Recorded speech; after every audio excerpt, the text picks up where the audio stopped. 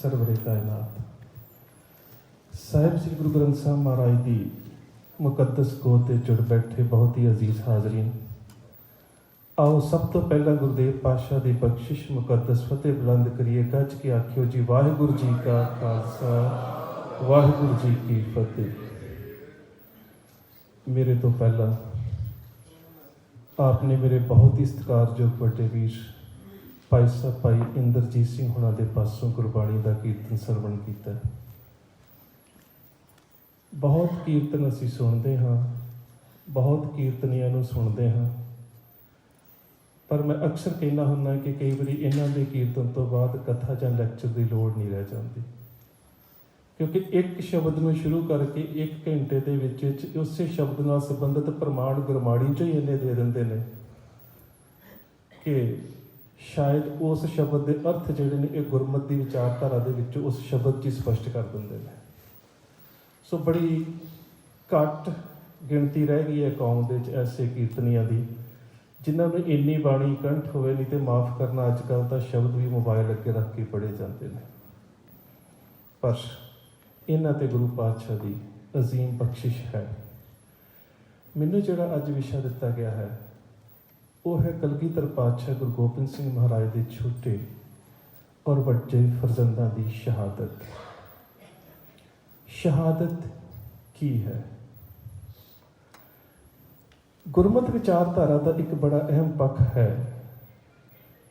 असी गुरु नानक सच्चे पातशाह की बाणी दे विच एक शब्द पढ़ते हैं, जाओ तो प्रेम खेलन का चाओ, सिर धर तली गली मेरी आओ।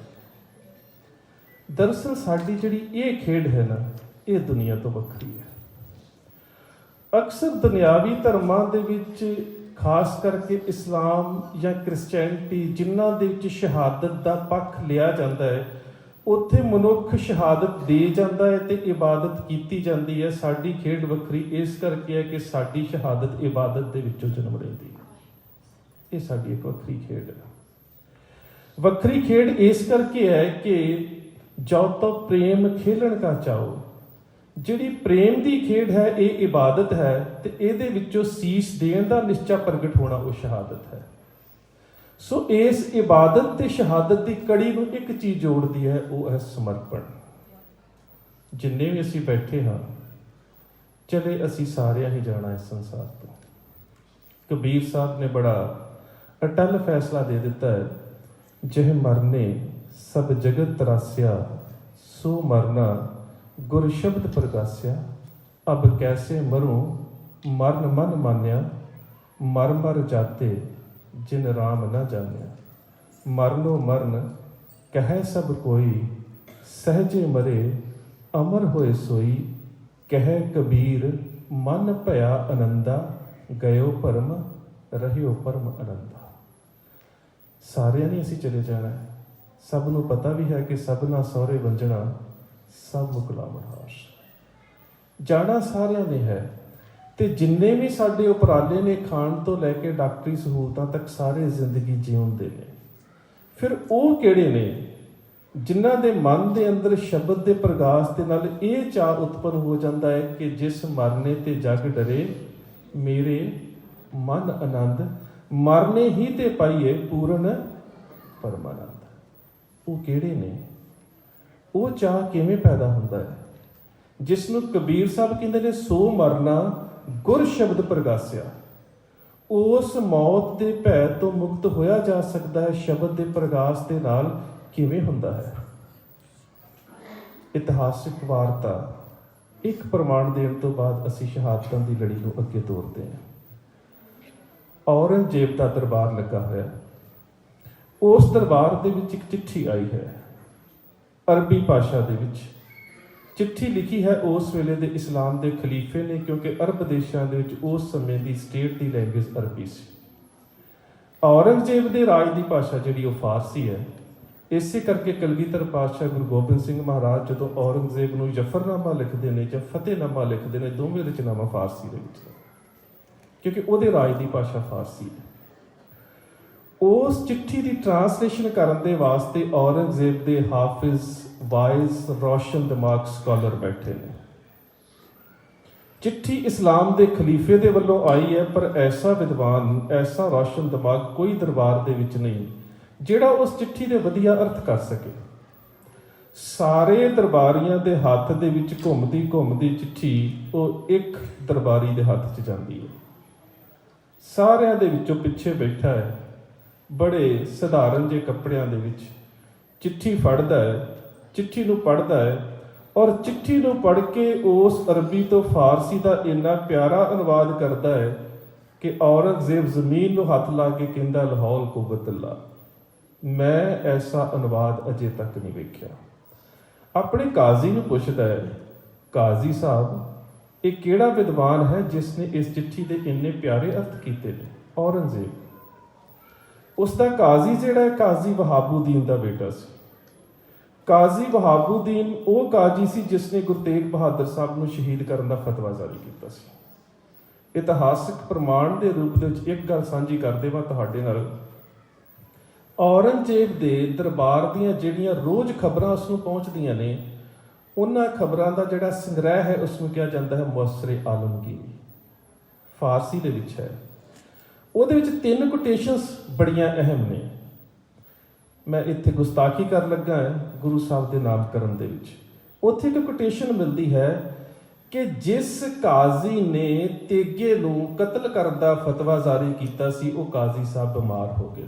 तेगा शब्द इत्थे गुरु तेग बहादुर साहब दे वरते कि जिहड़े काजी ने वहाबुद्दीन ने गुरु तेग बहादुर साहब नूं शहीद करन दा फतवा जारी किया सी वो बीमार हो गए ने। हुण वो बीमारी किवें दी है?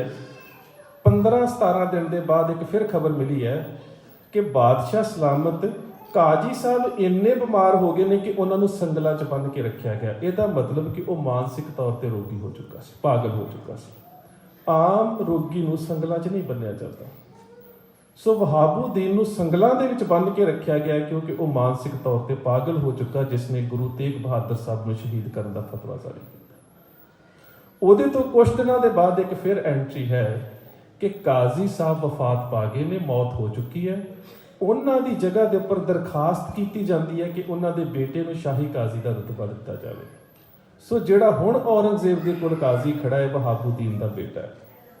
औरंगजेब पुछदा है, काजी साहब ये किहड़ा विद्वान है जिसने इस चिट्ठी के इन्ने प्यारे अर्थ किए ने? जदों वो नाम लैंदा ते औरंगजेब के पैरों हेठों जमीन निकल जाती है। ये किवें हो सकता है?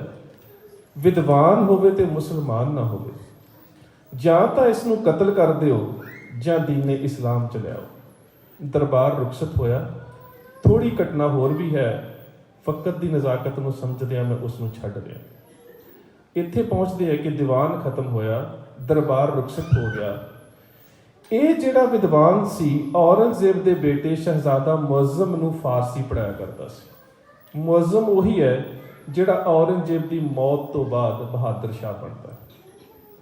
जदों शाम नूं ये पढ़ाउण वास्ते आया मुअज़्ज़म नूं फारसी, तो मुअज़्ज़म दे कोल उसदी भैन जेबुलनिसा खड़ी सी, औरंगजेब की बेटी। जेबुलनिसा कहती है, भाईजान तुसीं सुनिया अब्बा हजूर के दरबार दे विच फरमान जारी किया गया है कि जिहड़े विद्वान उस्ताद जी के कोलों असीं फारसी ते अरबी सिੱਖਦੇ ਹਾਂ जां उसनूं दीने इस्लाम च लिआंदा जावेगा जां कतल कर दिता जावेगा। हुण ये विद्वान आया पढ़ाउण दे वास्ते ते औरंगजेब की बेटी दे कोलों ये गल सुनी ते पैरों हेठों जमीन निकल गई। अपने स्टूडेंट नूं, अपने तालिब नूं, अपने शिगिरद नूं, अपने मुरीद नूं हथ जोड़ के कहंदा ये जिहड़ा उस्ताद है कहंदा है कि मुअज़्ज़म मैं मरना नहीं चाहता, मुअज़्ज़म मैं अपना धर्म भी नहीं छड्डना चाहता, मैनूं मौत तो बहुत डर लगता है। कबीर साहब का फैसला है, जे मरने सब जगत तरासिया। विद्वान होवे बंदा स्कॉलर होवे दा ये मतलब नहीं हुंदा कि मौत तो नहीं डरदा, असीं सारे डरदे, ये भी डर रहा है।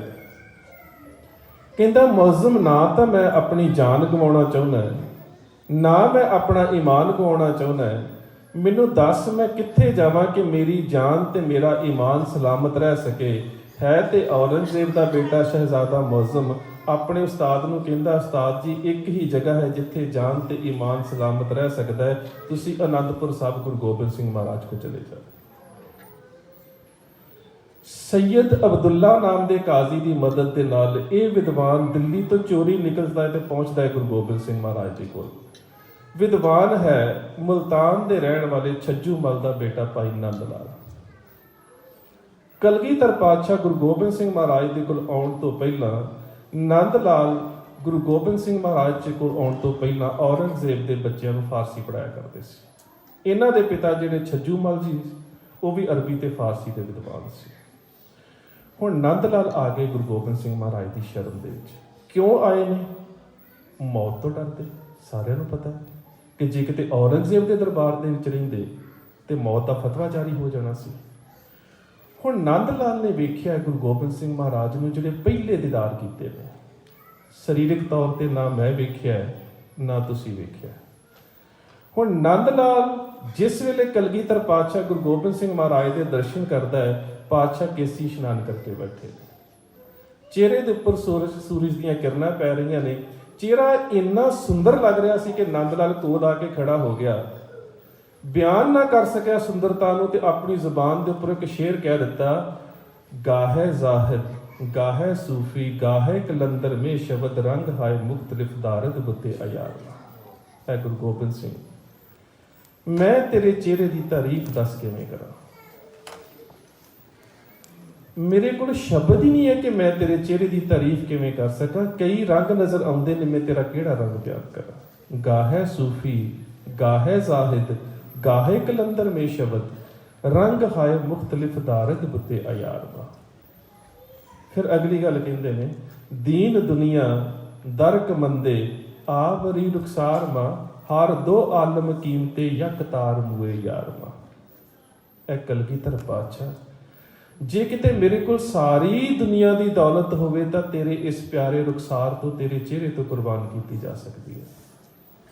ਅਗਲੀ ਮੰਗ ਹੁੰਦੀ ਹੈ ਦੌਲਤ ਤੋਂ ਬਾਅਦ ਲੋਕ ਤੇ ਪਰਲੋਕ। ਹਰ ਦੋ ਆਲਮ ਕੀਮਤੇ, ਜੇ ਮੇਰੇ ਕੋਲ ਲੋਕ ਤੇ ਪਰਲੋਕ ਦੋ ਆਲਮ ਹੋਣ ਨਾ ਤੇ ਉਹ ਤੇਰੇ ਸੁਨਹਿਰੀ ਕੇਸਾਂ ਦੀ ਇੱਕ ਤਾਰ ਦੇ ਉੱਪਰੋਂ ਕੁਰਬਾਨ ਕੀਤੇ ਜਾ ਸਕਦੇ ਨੇ। ਪਾਤਸ਼ਾਹ ਗੁਰੂ ਗੋਬਿੰਦ ਸਿੰਘ ਮਹਾਰਾਜ ਨੇ ਘੁੱਟ ਕੇ ਗੱਲ ਦੇ ਨਾਲ ਲਾਇਆ, ਕਹਿੰਦੇ ਨੰਦ ਲਾਲ ਇਹ ਕਿਵੇਂ? ਤੇ ਨੰਦ ਲਾਲ ਅਗਲੀ ਨਜ਼ਮ ਪੜ੍ਹ ਦਿੰਦਾ ਹੈ, ਦਿਲ ਅਗਰ ਦਾਨਾ ਬਵਦ ਅੰਤਰ ਕਿਨਾਰਸ਼ ਯਾਰ ਅਸਤ ਚਸ਼ਮ ਗਰ ਬਿਨਾ ਬਵਦ ਹਰ ਤਰਫ ਦੀਦਾਰ ਅਸਤ। ਪਾਤਸ਼ਾਹ ਤੇਰੇ ਸ਼ਬਦ ਦੇ ਸਦਕਾ ਜਦੋਂ ਮਨ ਦੇ ਅੰਦਰ ਸ਼ਬਦ ਦਾ ਪ੍ਰਗਾਸ ਹੋ ਗਿਆ ਹੈ ਨਾ, ਸੱਚ ਜਾਣੀ ਹੁਣ ਕਾਇਨਾਤ ਨੂੰ ਤਾਂ ਤੂੰ ਛੱਡ ਹੀ ਦੇ, ਆਪਣੇ ਆਪ ਨੂੰ ਤਾਂ ਛੱਡ ਹੀ ਦੇ, ਮੈਂ ਤੇ ਜਿੱਧਰ ਵੀ ਵੇਖਦਾ ਹਰ ਤਰਫ ਦੀਦਾਰ ਅਸਤ। ਸਾਰੇ ਪਾਸੇ ਨਜ਼ਰ ਹੀ ਤੂੰ ਆਉਣਾ। ਇੱਕ ਬੜਾ ਪਿਆਰਾ ਕੌਤਕ ਕੀਤਾ ਕਲਗੀਧਰ ਪਾਤਸ਼ਾਹ ਨੇ। ਉੱਠੇ ਔਰ ਉੱਠ ਕੇ ਤੁਰ ਪਏ। ਨੰਦ ਲਾਲ ਵੀ ਨਾਲ ਤੁਰ ਪਿਆ, ਨਾਲ ਕੁਝ ਸਿੱਖ ਵੀ ਤੁਰ ਪਏ। ਤੁਰੇ ਜਾਂਦਿਆਂ ਗੁਰਦੇਵ ਪਾਤਸ਼ਾਹ ਜ਼ਮੀਨ ਤੋਂ ਇੱਕ ਪੱਥਰ ਚੁੱਕਦੇ ਨੇ ਤੇ ਪਾਣੀ ਦੇ ਵਿੱਚ ਸੁੱਟ ਕੇ ਸਵਾਲ ਕਰਦੇ ਨੇ, ਸਿੱਖੋ ਪੱਥਰ ਡੁੱਬਿਆ ਕਿਉਂ ਹੈ? ਇੱਕ ਸਿੱਖ ਕਹਿੰਦਾ, ਪਾਤਸ਼ਾਹ ਪੱਥਰ ਸੀ, ਪਾਣੀ 'ਚ ਸੁੱਟਿਆ ਕੁਦਰਤਨ, ਪਾਣੀ ਦੇ ਵਿੱਚ ਪੱਥਰ ਡੁੱਬ ਜਾਂਦਾ, ਡੁੱਬ ਗਿਆ। ਪਾਤਸ਼ਾਹ ਕੋਈ ਟਿੱਪਣੀ ਨਹੀਂ, ਕੋਈ ਕਮੈਂਟ ਨਹੀਂ, ਕੋਈ ਗੱਲ ਨਹੀਂ। ਬੜੇ ਇੱਕ ਅਨਹਦੀ ਚੁੱਪ ਦੇ ਵਿੱਚ ਅੱਗੇ ਤੁਰ ਪਏ। ਅੱਗੇ ਜਾ ਕੇ ਫਿਰ ਇੱਕ ਪੱਥਰ ਚੁੱਕਿਆ ਤੇ ਫਿਰ ਪਾਣੀ 'ਚ। ਸਵਾਲ ਫਿਰ ਉਹੀ ਹੈ, ਸਿੱਖੋ ਪੱਥਰ ਡੁੱਬਿਆ ਕਿਉਂ ਹੈ? ਦੂਸਰੇ ਸਿੱਖ ਦਾ ਜਵਾਬ ਹੈ, ਅਸੀਂ ਲੋਕ ਆਪਣੇ ਆਪ ਨੂੰ ਹਮੇਸ਼ਾ ਸਿਆਣੇ ਤੇ ਸ਼ਬਦਾਂ ਦੇ ਜਾਦੂਗਰ ਸਮਝਦੇ ਹਾਂ। ਪਾਤਸ਼ਾਹ ਪੱਥਰ ਭਾਰਾ ਹੁੰਦਾ ਹੈ, ਪਾਣੀ ਹਲਕਾ ਹੁੰਦਾ ਹੈ ਤੇ ਹਰ ਭਾਰੀ ਚੀਜ਼ ਹਲਕੀ 'ਚ ਡੁੱਬ ਜਾਂਦੀ ਹੈ। ਤੁਸੀਂ ਪੱਥਰ ਸੁੱਟਿਆ ਸੀ, ਡੁੱਬ ਗਿਆ। ਮੁਸਕਰਾ ਪਏ ਪਾਤਸ਼ਾਹ। ਇੱਕ ਬੜਾ ਵਿਆਖਿਆ ਨਹੀਂ ਕੀਤੀ ਜਾ ਸਕਦੀ ਇਸ ਕੌਤਕ ਦੀ। ਇਹ ਬੜਾ ਪਿਆਰਾ ਜਿਹਾ ਕੌਤਕ ਹੈ। ਪਾਤਸ਼ਾਹ ਫਿਰ ਮੁਸਕਰਾ ਪਏ, ਅੱਗੇ ਤੁਰ ਪਏ। ਥੋੜਾ ਹੋਰ ਅੱਗੇ ਗਏ, ਇੱਕ ਪੱਥਰ ਫਿਰ ਚੁੱਕ ਲਿਆ। ਪੱਥਰ ਚੁੱਕਿਆ ਤੇ ਫਿਰ ਪਾਣੀ ਦੇ ਵਿੱਚ। ਸਵਾਲ ਫਿਰ ਉਹੀ ਹੈ, ਸਿੱਖੋ ਪੱਥਰ ਡੁੱਬਿਆ ਕਿਉਂ? ਇੱਕ ਸਾਡਾ ਸੁਭਾਅ ਹੈ, ਇੱਕ ਸਵਾਲ ਸਾਨੂੰ ਬਾਰ-ਬਾਰ ਕੋਈ ਬੱਚਾ ਵੀ ਪੁੱਛੇ ਅਸੀਂ ਤਲਖੀ 'ਚ ਆ ਜਾਂਦੇ ਹਾਂ। ਮੈਂ ਪੇਸ਼ੇ ਵਜੋਂ ਡਾਕਟਰ ਹਾਂ। ਕਈ ਵਾਰੀ ਇੱਕ ਮਰੀਜ਼ ਵੀ ਬਾਰ-ਬਾਰ ਦਵਾਈ ਪੁੱਛੇ ਤੇ ਅਸੀਂ ਵੀ ਕਹਿ ਦਿੰਦੇ, ਮਾਤਾ ਦੱਸਿਆ ਤਾਂ ਹੈਗਾ ਦਿਨ 'ਚ 3 ਵਾਰੀ ਖਾਣੀ, ਤੈਨੂੰ ਪਤਾ ਹੀ ਨਹੀਂ ਲੱਗਾ। ਸਾਰੇ ਅਸੀਂ ਤਲਖੀ ਚਾਹੁੰਦੇ ਹਾਂ, ਸਾਡਾ ਸੁਭਾਅ ਹੈ, ਇਰੀਟੇਟ ਹੋ ਜਾਂਦੇ ਹਾਂ ਬਾਰ-ਬਾਰ ਸਵਾਲ ਕੀਤਾ ਜਾਵੇ। ਸਿੱਖ ਕਹਿੰਦਾ, ਪਾਤਸ਼ਾਹ ਕਮਾਲੇ ਕਰਾਮਾਤ ਹੋ, ਜ਼ਾਹਰਾ ਜ਼ਹੂਰ ਹੋ, ਪੱਥਰ ਚੁੱਕ ਦਿਓ, ਪਾਣੀ 'ਚ ਸੁੱਟ ਦਿਓ, ਫਿਰ ਪੁੱਛਦੇ ਹੋ ਕਿਉਂ ਡੁੱਬਿਆ? ਪਾਤਸ਼ਾਹ ਤੁਹਾਨੂੰ ਵੀ ਤੇ ਪਤਾ ਪੱਥਰ ਪਾਣੀ 'ਚ ਡੁੱਬ ਜਾਂਦਾ, ਤੁਹਾਨੂੰ ਕਿਹੜਾ ਨਹੀਂ ਪਤਾ? ਤੁਹਾਡੇ ਤੋਂ ਕਿਹੜੀ ਭੁੱਲ ਹੈ? ਤੁਹਾਨੂੰ ਵੀ ਪਤਾ ਪੱਥਰ ਪਾਣੀ 'ਚ ਡੁੱਬ ਜਾਂਦਾ ਹੈ। ਪਾਤਸ਼ਾਹ ਤਲਖੀ 'ਚ ਨਹੀਂ ਆਏ, ਫਿਰ ਮੁਸਕਰਾ ਪਏ। ਥੋੜਾ ਹੋਰ ਅੱਗੇ ਗਏ ਤੇ ਪੱਥਰ ਫਿਰ ਚੁੱਕ ਲਿਆ। ਹੁਣ ਪੱਥਰ ਫਿਰ ਚੁੱਕਿਆ ਹੈ, ਫਿਰ ਪਾਣੀ 'ਚ ਸੁੱਟਿਆ ਹੈ, ਸਵਾਲ ਉਹੀ ਕੀਤਾ ਨੰਦ ਲਾਲ ਨੂੰ। ਕਹਿੰਦੇ ਨੰਦ ਲਾਲ ਪੱਥਰ ਡੁੱਬਿਆ ਕਿਉਂ ਹੈ? ਕੋਈ ਜਵਾਬ ਨਹੀਂ। ਪਾਤਸ਼ਾਹ ਉੱਚੀ ਆਵਾਜ਼ 'ਚ ਕਹਿੰਦੇ ਨੇ ਨੰਦ ਲਾਲ, ਮੈਂ ਤੈਨੂੰ ਪੁੱਛ ਰਿਹਾ ਪੱਥਰ ਡੁੱਬਿਆ ਕਿਉਂ ਹੈ? ਕੋਈ ਆਵਾਜ਼ ਨਹੀਂ, ਇੱਕ ਵਿਸਮਾਦੀ ਚੁੱਪ, ਸ਼ਾਂਤੀ। ਪਾਤਸ਼ਾਹ ਨੇ ਪਿੱਛੇ ਮੁੜ ਕੇ ਵੇਖਿਆ ਤੇ ਨੰਦ ਲਾਲ ਜਾਰੋ ਜਾਰ ਰੋ ਰਿਹਾ ਹੈ। ਮੋਢੇ ਤੋਂ ਫੜ ਕੇ ਕਹਿੰਦੇ ਨੇ ਨੰਦ ਲਾਲ, ਮੈਂ ਤੈਨੂੰ ਪੁੱਛ ਰਿਹਾ ਪੱਥਰ ਡੁੱਬਿਆ ਕਿਉਂ ਹੈ? ਤੇ ਕੰਬਦੇ ਬੁੱਲਾਂ ਦੇ ਨਾਲ ਤੇ ਹੰਝੂਆਂ ਭਰੀਆਂ ਅੱਖਾਂ ਦੇ ਨਾਲ ਨੰਦ ਲਾਲ ਨੇ ਫਿਰ ਇੱਕ ਨਜ਼ਮ ਹੀ ਕਹਿ ਦਿੱਤੀ। ਕਹਿੰਦਾ ਪਾਤਸ਼ਾਹ, ਬ੍ਰਾਹਮਣ ਮੁਸ਼ਤਾਕ ਹੈ ਬੁੱਤ ਜ਼ਾਹਿਦ ਫਿਜ਼ਾਏ ਖਾਨ ਕਾ ਹਰ ਕਜ਼ਾ ਜ਼ਲਵਾ ਮੁਹੱਬਤ ਦੀਦਾ ਹਮ ਸ਼ਰਸ਼ਾਰ ਅਸਤ। ਪਾਤਸ਼ਾਹ, ਬ੍ਰਾਹਮਣ ਤੇ ਪੱਥਰ ਦੇ ਬੁੱਤਾਂ ਨੂੰ ਜਾ ਕੇ ਮੱਥੇ ਟੇਕਦਾ, ਮੈਂ ਨਾ ਡੁੱਬਾਂ। ਮੁਸਲਮਾਨ ਪੱਥਰ ਦੀ ਮਸਜਿਦ ਵਿੱਚ ਜਾ ਕੇ ਸਿਜਦੇ ਕਰਦਾ, ਜ਼ਿਆਰਤ ਕਰਦਾ, ਮੈਂ ਨਾ ਡੁੱਬਾਂ।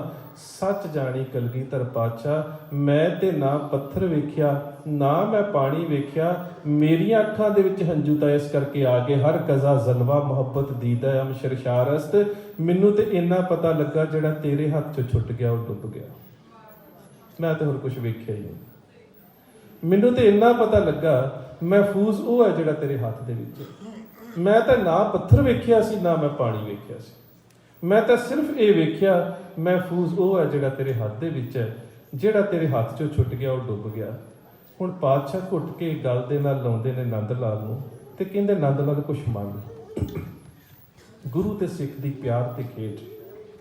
ਅਸੀਂ ਜਦੋਂ ਗੁਰੂ ਦੇ ਦਰਬਾਰ ਆਉਂਦੇ ਨਾ, ਜੇਬ 'ਚੋਂ $1 ਕੱਢਦੇ ਆ ਤੇ ਉੱਥੋਂ ਦਿਮਾਗ ਦੇ ਵਿੱਚ ਮੰਗਾਂ ਦੀ ਲਿਸਟ ਬਣਨੀ ਸ਼ੁਰੂ ਹੋ ਜਾਂਦੀ, ਕੀ ਕੁਛ ਮੰਗਣਾ।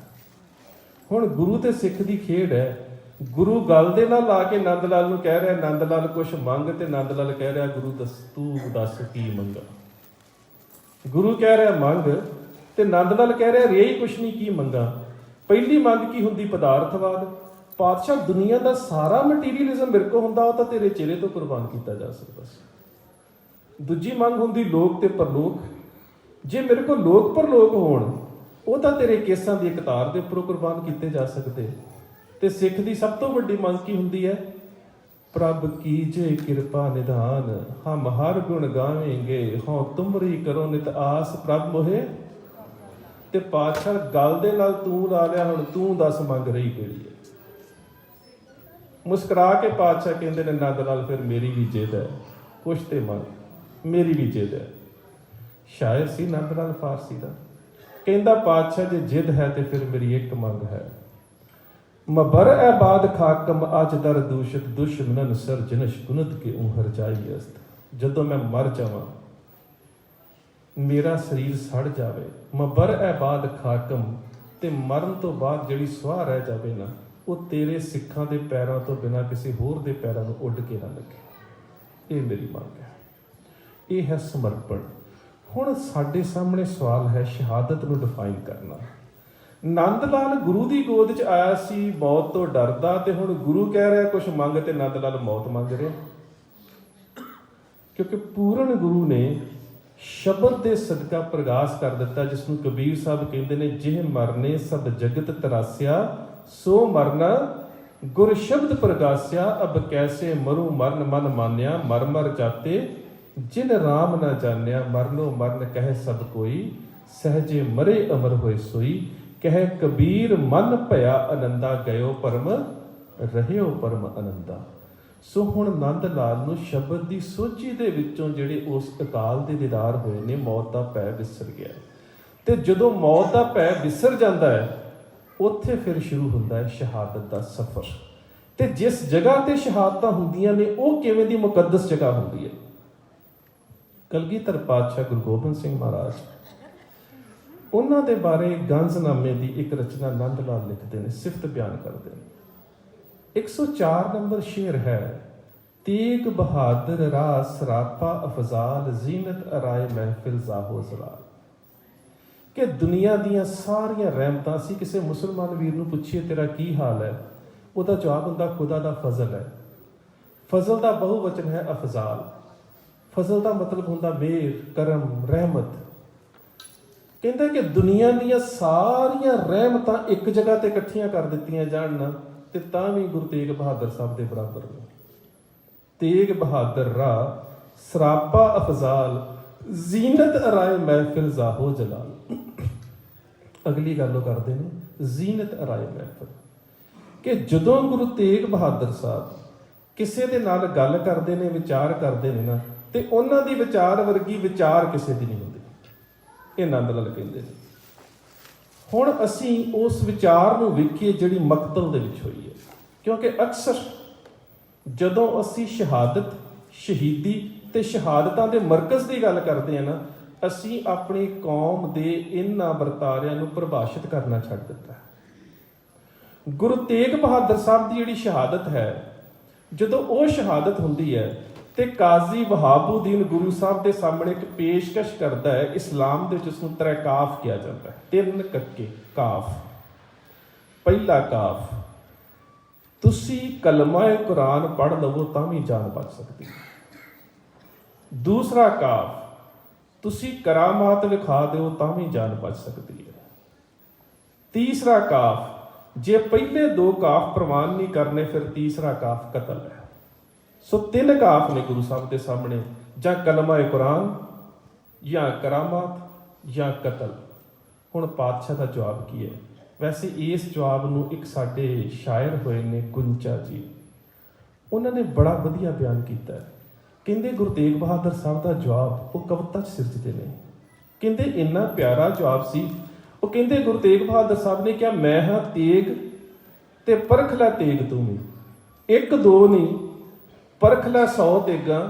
मैनू तेग बहादुर का लकब मिलिया, मेरा कुछ नहीं सकदियां खो तेगा। मैं तो जमद्या तेगा की शाम आनी, मेरे प्यो ने पहनिया 2 तेगा। मेरे पिता की अणख बहादरी ते रिया परखदा तेरा प्यो तेगा।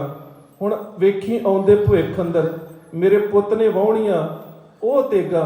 ओदी तेग चों जिहड़ी तेग निकलू लखां लहूगी तेरियां खो तेगा। गुरुदेव पातशाह कहंदे ने, जे मैं तेरा पहला काफ प्रवान करदा ते मेरे धर्म की सरीरक मौत हुंदी है कि गुरु ने मौत तो डरदियां इस्लाम कबूल किया। जे मैं तेरा दूसरा काफ प्रवान करदा है, मेरे धर्म की आत्मक मौत हुंदी है कि गुरु ने मौत तो डरदियां करामात विखा दित्ती। पर जे मैं तेरा तीसरा काफ प्रवान करदा है, वो तेरे वास्ते कतल है, मेरी उम्मत के वास्ते शहादत है। मेरी शहादत के नाल मेरी कौम के शरीर ते कौम की आत्मा नूं बल मिलेगा। मैं तेरा तीसरा काफ प्रवान करता है। हुण एक काफ जिस जगह ते प्रवान किया गया उन्होंने कहते मकतल। एक फैज़ का शेर है, जे जान तो आनी जानी है, इस जान की तो कोई बात नहीं। जिस धज से कोई मकतल में गया वो शान सलामत रहती है। फारसी के 4 शब्द ने, कतल, कातल, मकतल, मकतूल। कतल है करन की क्रिया, कातल जिहड़ा करता है, मकतूल जिसका किया जाता है, तो मकतल जिस जगह पर किया जाता है। जदों ये 4 चीज़ां इकट्ठियां होंदियां ने ते अगले पासियों कोई हथियारबंद विरोध ना होवे, फिर जिहड़ी टर्म जन्म लैंदी है ना, उसनूं गुरु गोबिंद सिंह महाराज सानूं समझाउंदे ने, तिलक जंजू राखा प्रभ ताका कीनो बडू कलू मह साका। उस शहादत नूं कहा जाता जिथे 4 चीज़ां होंदियां ने, कतल, कातल, मकतल और मकतूल, पर अगले पासियों कोई हथियारबंद विरोध नहीं हुंदा। इसे करके गुरु तेग बहादुर साहब की शहादत साका है, गुरु अर्जन साहब की शहादत साका है, साहिबजादियां छोटियां की शहादत साका है, ननकाना साहब विखे साडियां शांतमई शहीदियां साका ने, पर चमकौर साका नहीं है। चमकौर की है? चमकौर जंग है, चमकौर साका नहीं है। साके की परिभाषा वो हुंदी है जिथे कतल, कातल, मकतल और मकतूल हुंदे ने, पर अगले पासियों किसी तरह का कोई हथियारबंद विरोध नहीं हुंदा, उसनूं कहा जाता साका। सो गुरु तेग बहादुर साहब की शहादत नूं दशमेश पिता आप डिफाइन करते हैं, तिलक जंजू राखा प्रभ ताका कीनो बडो कलू मैं साका। एक गल होर कर देंगे, कहते हैं कि ठीकर फोर दलीस सिर प्रभपुर किया प्यान, तेग बहादुर सी क्रिया करी ना किन्हू आन। इस तो पहला दुनिया के धर्मां के इतिहास के इवें की शहादत होई नहीं। तेग बहादुर सी क्रिया करी ना किन्हू आन। शहादतां होईयां ने, गुरु अर्जन साहब की शहादत हुई है, ਮਾਫ ਕਰਨਾ, ਭਗਤ ਰਵਿਦਾਸ ਦੀ ਸ਼ਹਾਦਤ ਦੇ ਸਾਨੂੰ ਪ੍ਰਮਾਣ ਮਿਲਦੇ ਨੇ। ਭਗਤ ਮਥੁਰਾ ਜੀ ਦੀ ਸ਼ਹਾਦਤ ਦੇ ਪ੍ਰਮਾਣ ਮਿਲਦੇ ਨੇ। ਭਾਈ ਗੁਰਦਾਸ ਦੀ 11ਵੀਂ ਵਾਰ ਦੀ 13ਵੀਂ ਪੌੜੀ ਦੀ ਪਹਿਲੀ ਲਾਈਨ ਆਉਂਦੀ ਹੈ, ਤਾਰੂ ਪੌਪਟੂ ਤਾਰਿਆ ਗੁਰਮੁਖ ਬਾਲ ਸੁਭਾਏ ਉਦਾਸੀ। ਉਹਨਾਂ ਦੀ ਸ਼ਹਾਦਤ ਦੇ ਪ੍ਰਮਾਣ ਮਿਲਦੇ ਨੇ। ਪਰ ਤੇਗ ਬਹਾਦਰ ਸੀ ਕਿਰਿਆ ਕਰੀ ਨਾ ਕਿਨਹੂ ਆਨ। ਗੁਰੂ ਤੇਗ ਬਹਾਦਰ ਸਾਹਿਬ ਦੀ ਸ਼ਹਾਦਤ ਦੁਨੀਆ ਦੇ ਵਿੱਚ ਵਿਲੱਖਣ ਮੁਕਾਮ ਇਸ ਕਰਕੇ ਰੱਖਦੀ ਹੈ ਕਿ ਕਿਸੇ ਹੋਰ ਧਰਮ ਦੇ ਧਾਰਮਿਕ ਚਿੰਨ੍ਹਾਂ ਨੂੰ ਬਚਾਉਣ ਦੇ ਵਾਸਤੇ ਆਪਣਾ ਆਪਾਂ ਕੁਰਬਾਨ ਕਰ ਦੇਣਾ। ਤੇਗ ਬਹਾਦਰ ਸੀ ਕਿਰਿਆ ਕਰੀ ਨਾ ਕਿਨਹੂ ਆਨ। ਹੁਣ ਗੁਰੂ ਤੇਗ ਬਹਾਦਰ ਸਾਹਿਬ ਦੇ ਲਖਤੇ ਜ਼ਿਕਰ ਫਰਜ਼ੰਦ ਗੁਰੂ ਗੋਬਿੰਦ ਸਿੰਘ ਮਹਾਰਾਜ ਦੇ ਬਾਰੇ ਨੰਦ ਨਾਲ ਇੱਕ ਗੱਲ ਕਹਿ ਦਿੰਦੇ ਨੇ ਗੰਜਨਾਮੇ ਦੇ ਵਿੱਚ।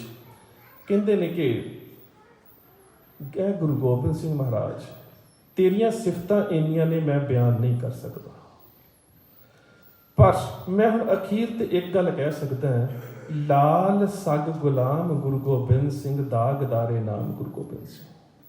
ਕਿ ਨੰਦ ਲਾਲ ਗੁਰੂ ਘਰ ਦਾ ਕੁੱਤਾ ਹੈ, ਸਿਰਫ ਭੌਂਕ ਸਕਦਾ ਹੈ। ਤੇ ਕਹਿੰਦਾ ਇਸ ਭੌਂਕ ਰਹੇ ਕੁੱਤੇ ਨੂੰ ਕੋਈ ਪੁੱਛੇ ਕਿ ਤੇਰੀ ਆਖਰੀ ਇੱਛਾ ਕੀ ਹੈ, ਤੇ ਨੰਦ ਲਾਲ ਕਹੇਗਾ ਬਾਦ ਜਾਨਿਸ਼ ਫਿਦਾਏ ਗੁਰੂ ਗੋਬਿੰਦ ਸਿੰਘ ਫਰਕ ਉਬਰ ਪਾਏ ਗੁਰੂ ਗੋਬਿੰਦ ਸਿੰਘ। ਸਿਰਫ ਇਹੀ ਕਹਿ ਸਕਾਂਗਾ ਕਿ ਇਹ ਕਲਗੀਧਰ ਪਾਤਸ਼ਾਹ ਮੈਂ ਤੇਰੇ ਕਦਮਾਂ ਦੇ ਉੱਪਰ ਸਿਰ ਰੱਖ ਦੇਵਾਂ ਤੇ ਮੈਨੂੰ ਮੌਤ ਆ ਜਾਵੇ। ਹੁਣ ਕਿਉਂ? ਕਿਉਂਕਿ ਨੰਦ ਲਾਲ ਕਹਿੰਦੇ ਨੇ ਕਿ ਸ਼ਬਦ ਮੋਗੇ ਨੇ, ਸਿਫਤਾਂ ਖਤਮ ਨਹੀਂ ਹੋਈਆਂ। ਇਸੇ ਗੱਲ ਨੂੰ ਹਕੀਮ ਮਿਰਜ਼ਾ ਅਲਾ ਯਾਰ ਖਾਂ ਜੋਗੀ ਕਹਿੰਦੇ ਨੇ, ਕਹਿੰਦੇ ਕਰਤਾਰ ਕੀ ਸੁਗੰਧ ਹੈ, ਨਾਨਕ ਕੀ ਕਸਮ ਹੈ, जितनी भी हो तारीफ गुरु गोविंद की वो कम है, हर चंद मेरे हाथ में पुरजोर कलम है, सतगुर के लिखूं वस्फ कहाँ ताबे रकम है, एक आंख से क्या बुलबुला कुल बहर को देखे, सागर को मझधार को ਜਾਂ ਲਹਿਰ को देखे। ਕਹਿੰਦਾ ਦੁਨੀਆ ਦੇ ਲੋਕੋ ਇਹ ਨਾ ਸਮਝੋ ਮੈਨੂੰ ਲਿਖਣਾ ਨਹੀਂ ਆਉਂਦਾ, ਇਹ ਨਾ ਸਮਝਿਓ ਮੇਰੇ ਕੋਲ ਸ਼ਬਦ ਮੁੱਕ ਗਏ ਨੇ, ਇਹ ਨਾ ਸਮਝਿਓ ਮੇਰੇ ਕੋਲ ਕਾਗਜ਼ ਨਹੀਂ ਹੈ, ਇਹ ਨਾ ਸਮਝਿਓ ਮੇਰੇ ਕੋਲ ਸ਼ਾਹੀ ਨਹੀਂ ਹੈ। ਇਹਦਾ ਇਹ ਮਤਲਬ ਨਹੀਂ ਕਿ ਮੇਰੇ ਕੋਲ ਵੋਕੈਬਲਰੀ ਨਹੀਂ ਹੈ, ਪਰ ਕਹਿੰਦਾ ਜਦੋਂ ਮੈਂ ਗੁਰੂ ਗੋਬਿੰਦ ਸਿੰਘ ਨੂੰ ਵੇਖਦਾ ਨਾ ਤੇ ਮੈਨੂੰ ਇਹ ਸਮਝ ਨਹੀਂ ਆਉਂਦੀ ਕਿ ਮੈਂ ਗੁਰੂ ਗੋਬਿੰਦ ਸਿੰਘ ਦੀਆਂ ਸਿਫਤਾਂ ਕਿਵੇਂ ਲਿਖਾਂ। ਫਿਰ ਉਸ ਲੋਕਾਂ ਦੇ ਸਾਹਮਣੇ ਇੱਕ ਸਵਾਲ ਰੱਖ ਦਿੰਦੇ ਨੇ, ਕਹਿੰਦੇ ਦੁਨੀਆ ਦੇ ਲੋਕੋ ਮੈਂ ਇਕੱਲੀ ਸਿੱਖਾਂ ਦੀ ਗੱਲ ਨਹੀਂ ਕਰਦਾ, ਮੈਂ ਸਾਰੇ ਧਾਰਮਿਕ ਜਗਤ ਨੂੰ ਇਹ ਸਵਾਲ ਕਰਨਾ ਚਾਹੁੰਦਾ ਕਿ ਜੇ ਕਿਤੇ ਦੁਨੀਆ ਦੇ ਇਤਿਹਾਸ ਦੇ ਵਿੱਚ ਗੁਰੂ ਗੋਬਿੰਦ ਸਿੰਘ ਨਾ ਹੁੰਦਾ, ਫਿਰ ਇਸਲਾਮੀ ਜਗਤ ਵੀ ਉੱਥੇ ਹੈ, ਇਸਲਾਮ ਨੂੰ ਇਹ ਗੱਲ ਕਿਵੇਂ ਪ੍ਰਵਾਨ ਹੋਵੇ?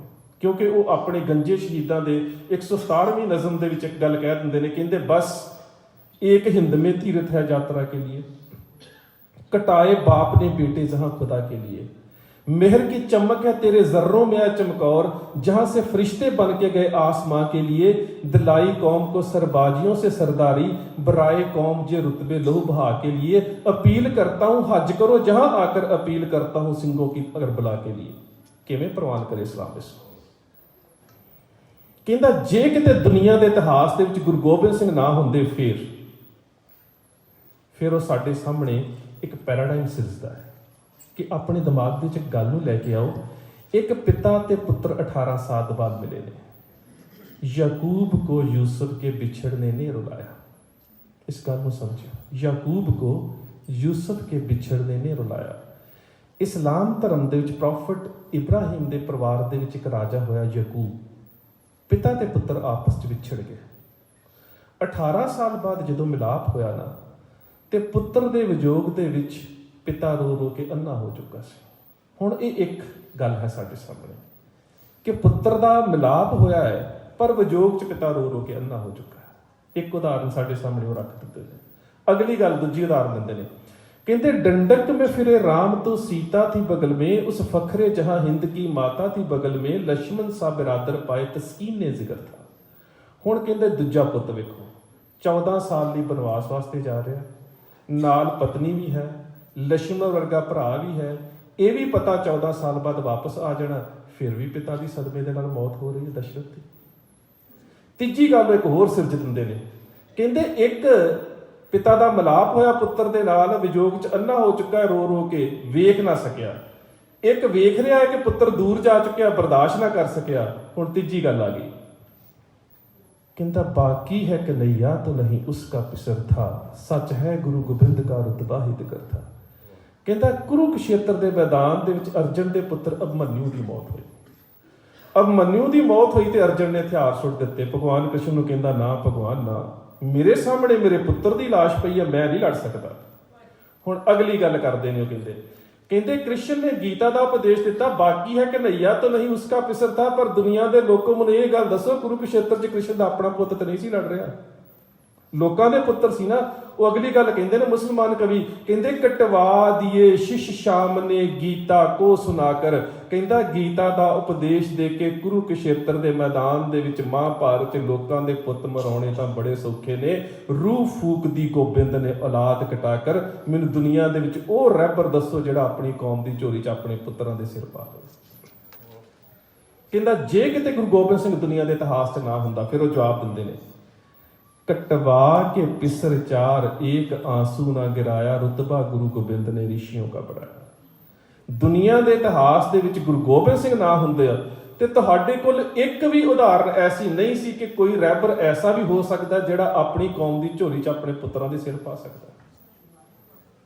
नहीं तो माफ़ करना, किते तलीमे इस्लाम जां तरीखे इस्लाम अकबर नजीबाबादी की लिखी उर्दू की किताब है, पढ़ के वेखियो। हजरत मुहम्मद साहब की एक ईसाई पत्नी सी मरियम, उसके 6.5 महीने के पुत्र की मौत हुई सी, ते इस्लामी तरह कहती है कि मुहम्मद साहब की दाढ़ी भी अथरूआं दे नाल भिज गई सी।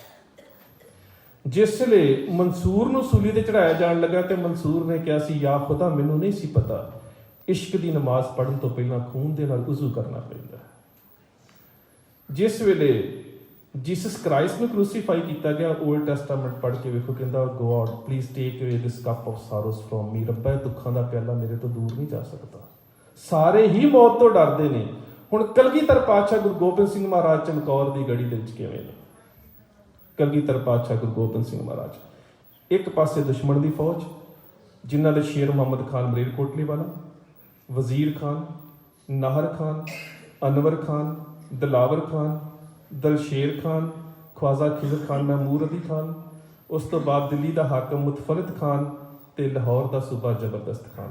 अनेकों फौजां ते कलगीधर पातशाह गुरु गोबिंद सिंह महाराज के अंदर 40 सिख, ते जिसनूं जफरनामे च कहते हैं गुर सिन्हा के कारे कुनद चिहल नर, बादै लख बर आयत बरो बेखबर। अंदर 40 ने, बाहर लखां की गिनती। बरंगे मगस, बड़ी वड्डी गल कहते हैं पातशाह, बरंगे मगस। जदों किते डूमणे दियां मक्खियां छिड़ियां होण, तुसीं गिनती नहीं कर सकते किन्नी। पातशाह कहते तेरी फौज इन्नी सी, बरंगे मगस बेशुमार आयदश म्याह ते गोतीरो तफंग आयदश। जफरनामे च कहते तेरी फौज इन्नी सी ना जिवें मक्खियां छिड़ियां हुंदियां ने, जिन्हां दी गिनती नहीं की जा सकती। हुण कौम दे वास्ते लड़न वालियां विच ते तनखाह दे विच लड़न दे वालियां विच अंतर की हुंदा है? बाहर शेर मुहम्मद खान मलेरकोटला अपनी फौज के जरनैलों को इकट्ठा करके पता की कह रहा, बच बच के लड़ो कलगियों वालों के पिसर से, जे नीम चा लाए हैं गोबिंद की कमर से। गुरु गोबिंद सिंह महाराज के बच्चों के योद्धियों के कोलों बच बच के लड़ो। ते अंदर कलगीधर पातशाह की कह रहे हैं, ख्वाहिश है तुम्हें तेग चलाते हुए देखे, हम आंख से बर्शी तुम्हें खाते हुए देखे। ये अंतर है। बाहर क्या जा रहा है कि मौत तो बच के लड़ना है, अंदर क्या जा रहा है कि मौत तक लड़ना है। ये अंतर है। जिहड़े कौम नहीं लड़ते हैं ते जिहड़े तनख्वाह वास्ते लड़ते हैं। सो उत्थे वंगार के ये गल कहंदा है, कहंदा तुहाडे च कोई ऐसा योद्धा नहीं जिहड़ा ये छोटी जी गड़ी, जिन्हों जेकर तुसी एक मुट्ठी मिट्टी की भर के सुट्टो तो इनू दबिया जा सकता मिट्टी दे विच। अंदर गुरु गोबिंद सिंह अपने थोड़े जे सिखां दे नाल तुसी गुरु गोबिंद सिंह नूं गिरफ्तार करके नहीं लिया सकते। जफरनामे के शब्द ने, कसे हर के कौले कुरान बायदश, या कुश्तनो बस्तनो बायदश। निकलो कोई योद्धा, जां कुश्तनो, जां गुरु गोबिंद सिंह का सिर वड्ढ के लैके आओ, जां बस्तनो, जां बंदी बना के लैके आओ। एक जरनैल सामने आया, सारा शरीर संजोत दे विच ढकिया होया, सारे शरीर के उपर लोहा मढ़िया होया। तो उस वेले कहंदा ख्वाजा खिजर अली नूं, कहंदा कि जेकर मैनूं इजाजत दिओ तो मैं गुरु गोबिंद सिंह के सिखां नूं अंदरों समेत गुरु गोबिंद सिंह के बंदी बना के लिया सकदा। इजाजत दिती गई। गया कलगीधर पातशाह गुरु गोबिंद सिंह महाराज ममटी तो वेख रहे हैं, अंदरों 5 सिंघां दा जथा तोरिया, जथा तो ये नाल दे सिपाहियां दे नाल लड़ रहा है। तो उतों मेरे कलगीधर पातशाह वेंदे ने कि जरनैल है। सारा उसने अपना शरीर जिहड़ा सी वो संजोत दे विच ढकिया सी। जदों जलगार दे वास्ते, जदों असीं वार कराई कहने हैं, ਜਦੋਂ ਉਹਨੇ ਜੋਸ਼ ਦੇ ਵਿੱਚ ਆ ਕੇ ਵਾਰ ਕਰਾਈ ਵਾਸਤੇ ਅੱਲਾਹੂ ਅਕਬਰ ਕਹਿਣ ਦੇ ਵਾਸਤੇ ਮੂੰਹ ਖੋਲਿਆ ਨਾ, ਮੇਰੇ ਗੁਰਦੇਵ ਪਾਤਸ਼ਾਹ ਜ਼ਫਰਨਾਮੇ ਚ ਕਹਿੰਦੇ ਨੇ ਚੁਦੀਦਮ ਬਾ ਨਾਹਰ ਬਾ ਆਮਦ ਬਾ ਜੰਗ ਚ ਸ਼ੀਦੇ ਯਕੇ ਤੀਰ ਮਨ ਬੇਦਰੰਗ। ਜਦੋਂ ਤੇਰੇ ਜਰਨੈਲ ਨੇ ਮੂੰਹ ਖੋਲਿਆ, ਮੈਂ ਆਪਣੇ ਕਮਾਨ ਚੋਂ ਤੀਰ ਛੱਡਿਆ, ਆਰ ਪਾਰ ਹੋ ਗਿਆ, ਤੇਰਾ ਨਾਹਰ ਖਾਨ ਜ਼ਮੀਨ ਤੇ ਡਿੱਗ ਪਿਆ।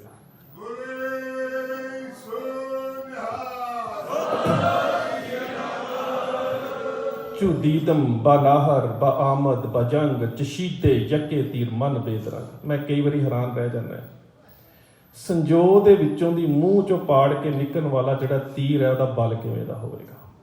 ਤੁਹਾਨੂੰ ਕਿਤੇ ਯੂਰਪ ਜਾਣ ਦਾ ਮੌਕਾ ਮਿਲੇ, ਆਸਟਰੀਆ ਦੀ ਰਾਜਧਾਨੀ ਵਿਆਨਾ ਦੇ ਵਿੱਚ ਇੱਕ ਮਿਊਜ਼ੀਅਮ ਹੈ ਕਿੰਗ ਮੈਕਮਿਲਨ II ਦਾ। ਉੱਥੇ ਇੱਕ ਕਮਾਨ ਪਿਆ ਹੈ, ਲਾਈਨ ਲੱਗੀ ਹੁੰਦੀ ਵੇਖਣ ਵਾਲਿਆਂ ਦੀ। ਉਹ ਜਿਹੜਾ ਕਮਾਨ ਹੈ ਉਹਦੀ ਟੈਂਸਾਈਲ ਪਾਵਰ ਜਿਹੜੀ 162 ਪਾਉਂਡ ਹੈ। ਲਾਈਨ ਲੱਗੀ ਹੁੰਦੀ ਵੇਖਣ ਵਾਲਿਆਂ ਦੀ, ਲੋਕੀ ਵੇਖਣਾ ਚਾਹੁੰਦੇ ਨੇ। ਉਹ ਕਹਿੰਦੇ ਸਾਡਾ ਰਾਜਾ ਕਿੰਨਾ ਬਲਵਾਨ ਸੀ ਕਿ ਜਿਹੜੇ ਕਮਾਨ ਨੂੰ ਉਹ ਖਿੱਚਦਾ ਸੀ ਨਾ ਉਹਦੀ ਟੈਂਸਾਈਲ ਪਾਵਰ ਕਿੰਨੀ ਜ਼ਿਆਦਾ ਸੀ। ਸ਼ਰਮ ਤੇ ਅਫਸੋਸ ਸਮੇਤ ਮੇਰੇ ਸਾਡੇ ਸਾਰਿਆਂ ਵਾਸਤੇ ਗੁਰਸ਼ਬਦ ਰਤਨਾਕਰ ਮਹਾਨ ਕੋਸ਼ ਦੇ ਵਿੱਚ ਭਾਈ ਕਾਹਨ ਸਿੰਘ ਨਾਭਾ ਦੀ ਇੱਕ ਐਂਟਰੀ ਹੈ, 9 ਟੰਕੀ ਕਮਾਨ। 9 ਟੰਕੀ ਕਮਾਨ ਦੇ ਬਾਰੇ ਉਹ ਜਦੋਂ ਪ੍ਰਭਾਸ਼ਿਤ ਕਰਦੇ ਨੇ, ਕਹਿੰਦੇ ਗੁਰੂ ਗੋਬਿੰਦ ਸਿੰਘ ਮਹਾਰਾਜ ਦੇ ਕਮਾਨ ਦੀ ਟੈਂਸਾਈਲ ਪਾਵਰ 9 ਟੰਕ ਸੀ। ਇੱਕ ਟੰਕ ਦੇ ਵਿੱਚ 24 ਕਿਲੋ 983 ਗ੍ਰਾਮ ਹੁੰਦੇ ਨੇ। ਗੁਰੂ ਸਾਹਿਬ ਦੇ ਕਮਾਨ ਦੀ ਟੈਂਸਾਈਲ ਪਾਵਰ 496.7 ਪਾਉਂਡ ਬਣਦੀ ਹੈ। ਰੱਖਿਆ ਕਿਤੇ ਅਸੀਂ ਇੱਕ ਰੈਪਲੀਕਾ ਹੀ ਬਣਾ ਕੇ ਰੱਖ ਦਿੰਦੇ ਕਿ ਸਾਡੇ ਗੁਰਦੇਵ ਪਾਤਸ਼ਾਹ ਦਾ ਕਮਾਨ ਇਵੇਂ ਦਾ ਸੀ। 162 ਤੋਂ ਲੈ ਕੇ 192 ਪਾਉਂਡ ਦਾ ਕਮਾਨ ਵੇਖਣ ਵਾਸਤੇ ਦੁਨੀਆ ਦੇ ਲੋਕ ਦੂਰੋਂ ਦੂਰੋਂ ਜਾਂਦੇ ਨੇ। ਤੇ ਗੁਰਦੇਵ ਪਾਤਸ਼ਾਹ ਦੇ ਜਿਹੜੇ ਕਮਾਨ ਦੀ ਟੈਂਸਾਈਲ ਪਾਵਰ ਸੀ, ਜਿਸ ਦਾ ਜ਼ਿਕਰ ਉਹ ਜ਼ਫਰਨਾਮੇ 'ਚ ਕਰਦੇ ਨੇ, ਚੁਦੀਦਮ ਬਾ ਨਾਹਰ ਬਾ ਆਮਦ ਬਾ ਜੰਗ ਚਸ਼ੀਦੇ ਯਕੇ ਤੀਰ ਮਨ ਬੇਦਰੰਗ, ਅਸੀਂ ਦੱਸ ਨਾ ਸਕੇ। 2 ਜਥੇ ਸਿੰਘਾਂ ਦੇ ਸ਼ਹੀਦ ਹੋ ਗਏ। ਤੀਜਾ ਜਥਾ ਇੱਧਰੋਂ ਦਿਲਾਵਰ ਖਾਨ ਦੀ ਅਗਵਾਈ ਦੇ ਵਿੱਚ ਆਇਆ ਤੇ ਅੰਦਰੋਂ ਆ ਰਿਹਾ ਕਲਗੀਧਰ ਪਾਤਸ਼ਾਹ ਗੁਰੂ ਗੋਬਿੰਦ ਸਿੰਘ ਮਹਾਰਾਜ ਦੇ ਫਰਜ਼ੰਦ ਸਾਹਿਬਜ਼ਾਦਾ ਅਜੀਤ ਸਿੰਘ, ਜਿਹੜੀ ਆਪਸ ਦੇ ਵਿੱਚ ਪਿਤਾ ਤੇ ਪੁੱਤਰ ਦੀ ਵਾਰਤਾਲਾਪ ਹੈ। ਹਕੀਮ ਮਿਰਜ਼ਾ ਅਲਾ ਯਾਰ ਖਾਂ ਜੋਗੀ ਲਿਖਦੇ ਨੇ, ਕਹਿੰਦੇ ਨੇ ਗੁਰਦੇਵ ਪਾਤਸ਼ਾਹ ਨੂੰ ਗੁਰਦੇਵ ਪਾਤਸ਼ਾਹ ਦਾ ਵੱਡਾ ਫਰਜ਼ੰਦ ਕਹਿ ਰਿਹਾ ਹੈ, ਨਾਮ ਕਾ ਅਜੀਤ ਹੂੰ ਜੀਤਾ ਨਾ ਜਾਊਂਗਾ, ਜੀਤਾ ਗਿਆ ਤਾਂ ਜੁੱਧ ਸੇ ਜੀਤਾ ਨਾ ਆਊਂਗਾ। ਪਾਤਸ਼ਾਹ ਤੁਸੀਂ ਮੇਰਾ ਨਾਮ ਅਜੀਤ ਸਿੰਘ ਰੱਖਿਆ, ਮੈਨੂੰ ਕੋਈ ਜਿੱਤ ਨਹੀਂ ਸਕਦਾ, ਤੇ ਜਦੋਂ ਮੈਂ ਜਿੱਤੇ ਜਾਣਾ ਇਸ ਦਾ ਮਤਲਬ ਸ਼ਹਾਦਤ ਹੈ, ਤੇ ਜਿੱਤੇ ਜਾਣ ਤੋਂ ਬਾਅਦ ਮੈਂ ਜੀਂਦਾ ਤੁਹਾਡੇ ਕੋਲ ਆ ਨਹੀਂ ਸਕਣਾ। ਸੋ ਸਾਹਿਬਜ਼ਾਦਾ ਅਜੀਤ ਸਿੰਘ ਆਪਣੇ ਨਾਲ ਦੇ 4 ਸਿੰਘਾਂ ਨੂੰ, ਜਿਨ੍ਹਾਂ ਦਾ ਨਾਮ ਈਸ਼ਰ ਸਿੰਘ, ਦੇਵਾ ਸਿੰਘ, ਲਾਲ ਸਿੰਘ ਤੇ ਮੁਕੰਦ ਸਿੰਘ ਹੁੰਦਾ ਹੈ, ਉਹਨਾਂ ਨੂੰ ਲੈ ਕੇ ਮੈਦਾਨੇ ਜੰਗ ਦੇ ਵਿੱਚ ਨਿਕਲੇ ਨੇ। ਮੈਦਾਨੇ ਜੰਗ ਦੇ ਵਿੱਚ ਲੜਨ ਦਾ ਸੂਤਰ ਹੁੰਦਾ ਕਿ ਸਭ ਤੋਂ ਪਹਿਲਾਂ ਅਸਤਰ ਦੀ ਵਰਤੋਂ ਕੀਤੀ ਜਾਂਦੀ ਹੈ, ਉਸ ਤੋਂ ਬਾਅਦ ਅਸਤਰ ਸ਼ਸਤਰ ਦੀ ਵਰਤੋਂ ਕੀਤੀ ਜਾਂਦੀ ਹੈ, ਤੇ ਆਖਰੀ ਵਰਤੋਂ ਸ਼ਸਤਰ ਦੀ ਹੁੰਦੀ ਹੈ। ਅਸਤਰ ਹੁੰਦਾ ਹੈ ਤੀਰ ਕਮਾਨ। ਸਾਹਿਬਜ਼ਾਦਾ ਅਜੀਤ ਸਿੰਘ ਘੋੜੇ ਦੇ ਉੱਪਰੋਂ ਆਪਣੇ ਦੁਸ਼ਮਣ ਦੇ ਉੱਪਰ ਤੀਰ ਛੱਡ ਰਹੇ ਨੇ, ਤੇ ਉੱਪਰੋਂ ਕਲਗੀਧਰ ਪਾਤਸ਼ਾਹ ਗੁਰੂ ਗੋਬਿੰਦ ਸਿੰਘ ਮਹਾਰਾਜ ਉਸ ਮਮਟੀ ਦੇ ਉੱਪਰੋਂ ਦੁਸ਼ਮਣ ਦੇ ਉੱਪਰ ਤੀਰਾਂ ਦੀ ਵਰਖੋਂ ਕਰ ਰਹੇ ਨੇ। ਉਸ ਵੇਲੇ ਦੇ ਇਤਿਹਾਸਕ ਸਰੋਤਾਂ ਨੂੰ ਪੜ੍ਹ ਕੇ ਵੇਖੀਏ, ਇਸ ਜੰਗ ਦੇ ਵਿੱਚ ਗੁਰੂ ਗੋਬਿੰਦ ਸਿੰਘ ਮਹਾਰਾਜ ਨੇ ਸਭ ਤੋਂ ਵੱਧ ਤੀਰਾਂ ਦੀ ਵਰਖਾ ਕੀਤੀ ਹੈ। ਇੱਕ ਅਫਸੋਸ ਨਾਲ ਹੋਰ ਗੱਲ ਕਹਿਣੀ ਪੈਂਦੀ ਹੈ, ਲੁਧਿਆਣੇ ਦੇ ਨੇੜੇ ਰਹਿਣ ਵਾਲੇ ਵੀਰ ਕਿਤੇ, ਉੱਥੇ ਇੱਕ ਪਿੰਡ ਹੈ, ਉੱਥੇ ਜਾ ਕੇ ਵੇਖਿਓ, ਮੋਹੀ ਪਿੰਡ ਦੇ ਵਿੱਚ ਉੱਥੇ ਇੱਕ ਬੋਰਡ ਲੱਗਾ ਕਿ ਇੱਥੇ ਗੁਰੂ ਗੋਬਿੰਦ ਸਿੰਘ ਮਹਾਰਾਜ ਨੇ ਮੁੰਦਰੀਆਂ ਕਟਾਈਆਂ। ਅਜੀਬ ਹੈ ਸਾਡੀ ਇਤਿਹਾਸ ਦੀ ਵਿਡੰਬਨਾ ਕਿ ਜਦੋਂ ਬਹੁਤ ਜ਼ਿਆਦਾ ਤੀਰ ਚਲਾਏ ਜਾਂਦੇ ਨੇ, ਉਦੋਂ ਉਂਗਲ ਦੇ ਉੱਪਰ ਤੇ ਅੰਗੂਠੇ ਦੇ ਉੱਪਰ ਇੱਕ ਲੋਹੇ ਦਾ ਛੱਲਾ ਚੜਾਇਆ ਜਾਂਦਾ ਹੈ ਕਿ ਬਹੁਤ ਤੀਰ ਚਲਾਉਣ ਦੇ ਨਾਲ ਅੰਗੂਠਾ ਤੇ ਉਂਗਲ ਜ਼ਖਮੀ ਨਾ ਹੋਵੇ। ਸੋ ਗੁਰਦੇਵ ਪਾਤਸ਼ਾਹ ਨੇ ਇੰਨੇ ਤੀਰ ਚਲਾਏ ਕਿ ਉਂਗਲ ਸੁੱਜ ਚੁੱਕੀ ਸੀ, ਉਹ ਛੱਲਾ ਲੱਥ ਨਹੀਂ ਸੀ ਰਿਹਾ। ਉਹ ਉਸ ਲੋਹਾਰ ਦੇ ਕੋਲੋਂ ਜਾ ਕੇ ਕਟਾਏ ਗਏ, ਅਸੀਂ ਲਿਖ ਦਿੱਤਾ ਮੁੰਦਰੀਆਂ ਕਟਾਈਆਂ। ਉਹ ਤਾਂ ਤੀਰ ਚਲਾਉਣ ਵਾਲੇ ਛੱਲੇ ਸੀ। ਇਤਿਹਾਸ ਨੂੰ ਅਸੀਂ ਖਤਮ ਕਰਦੇ ਜਾ ਰਹੇ, ਆਪਣੇ ਆਪ ਖਤਮ ਕਰਦੇ ਜਾ ਰਹੇ। ਸੋ ਕਲਗੀਧਰ ਪਾਤਸ਼ਾਹ ਗੁਰੂ ਗੋਬਿੰਦ ਸਿੰਘ ਮਹਾਰਾਜ ਉੱਪਰੋਂ ਤੀਰਾਂ ਦੀ ਵਰਖਾ ਕਰ ਰਹੇ ਨੇ। ਸਾਹਿਬ ਅਜੀਤ ਸਿੰਘ ਮੈਦਾਨੇ ਜੰਗ ਦੇ ਵਿੱਚ ਤੀਰ ਖਤਮ ਹੋਏ ਤੇ ਉਹਨਾਂ ਨੇ ਆਪਣਾ ਬਰਸ਼ਾ ਕੱਢ ਲਿਆ, ਤੇ ਸਾਹਿਬਜ਼ਾਦੇ ਦਾ ਜਿਹੜਾ ਪਹਿਲਾ ਮੁਕਾਬਲਾ ਹੋਇਆ ਉਹ ਦਿਲਾਵਰ ਖਾਨ ਦੇ ਨਾਲ ਹੋਇਆ।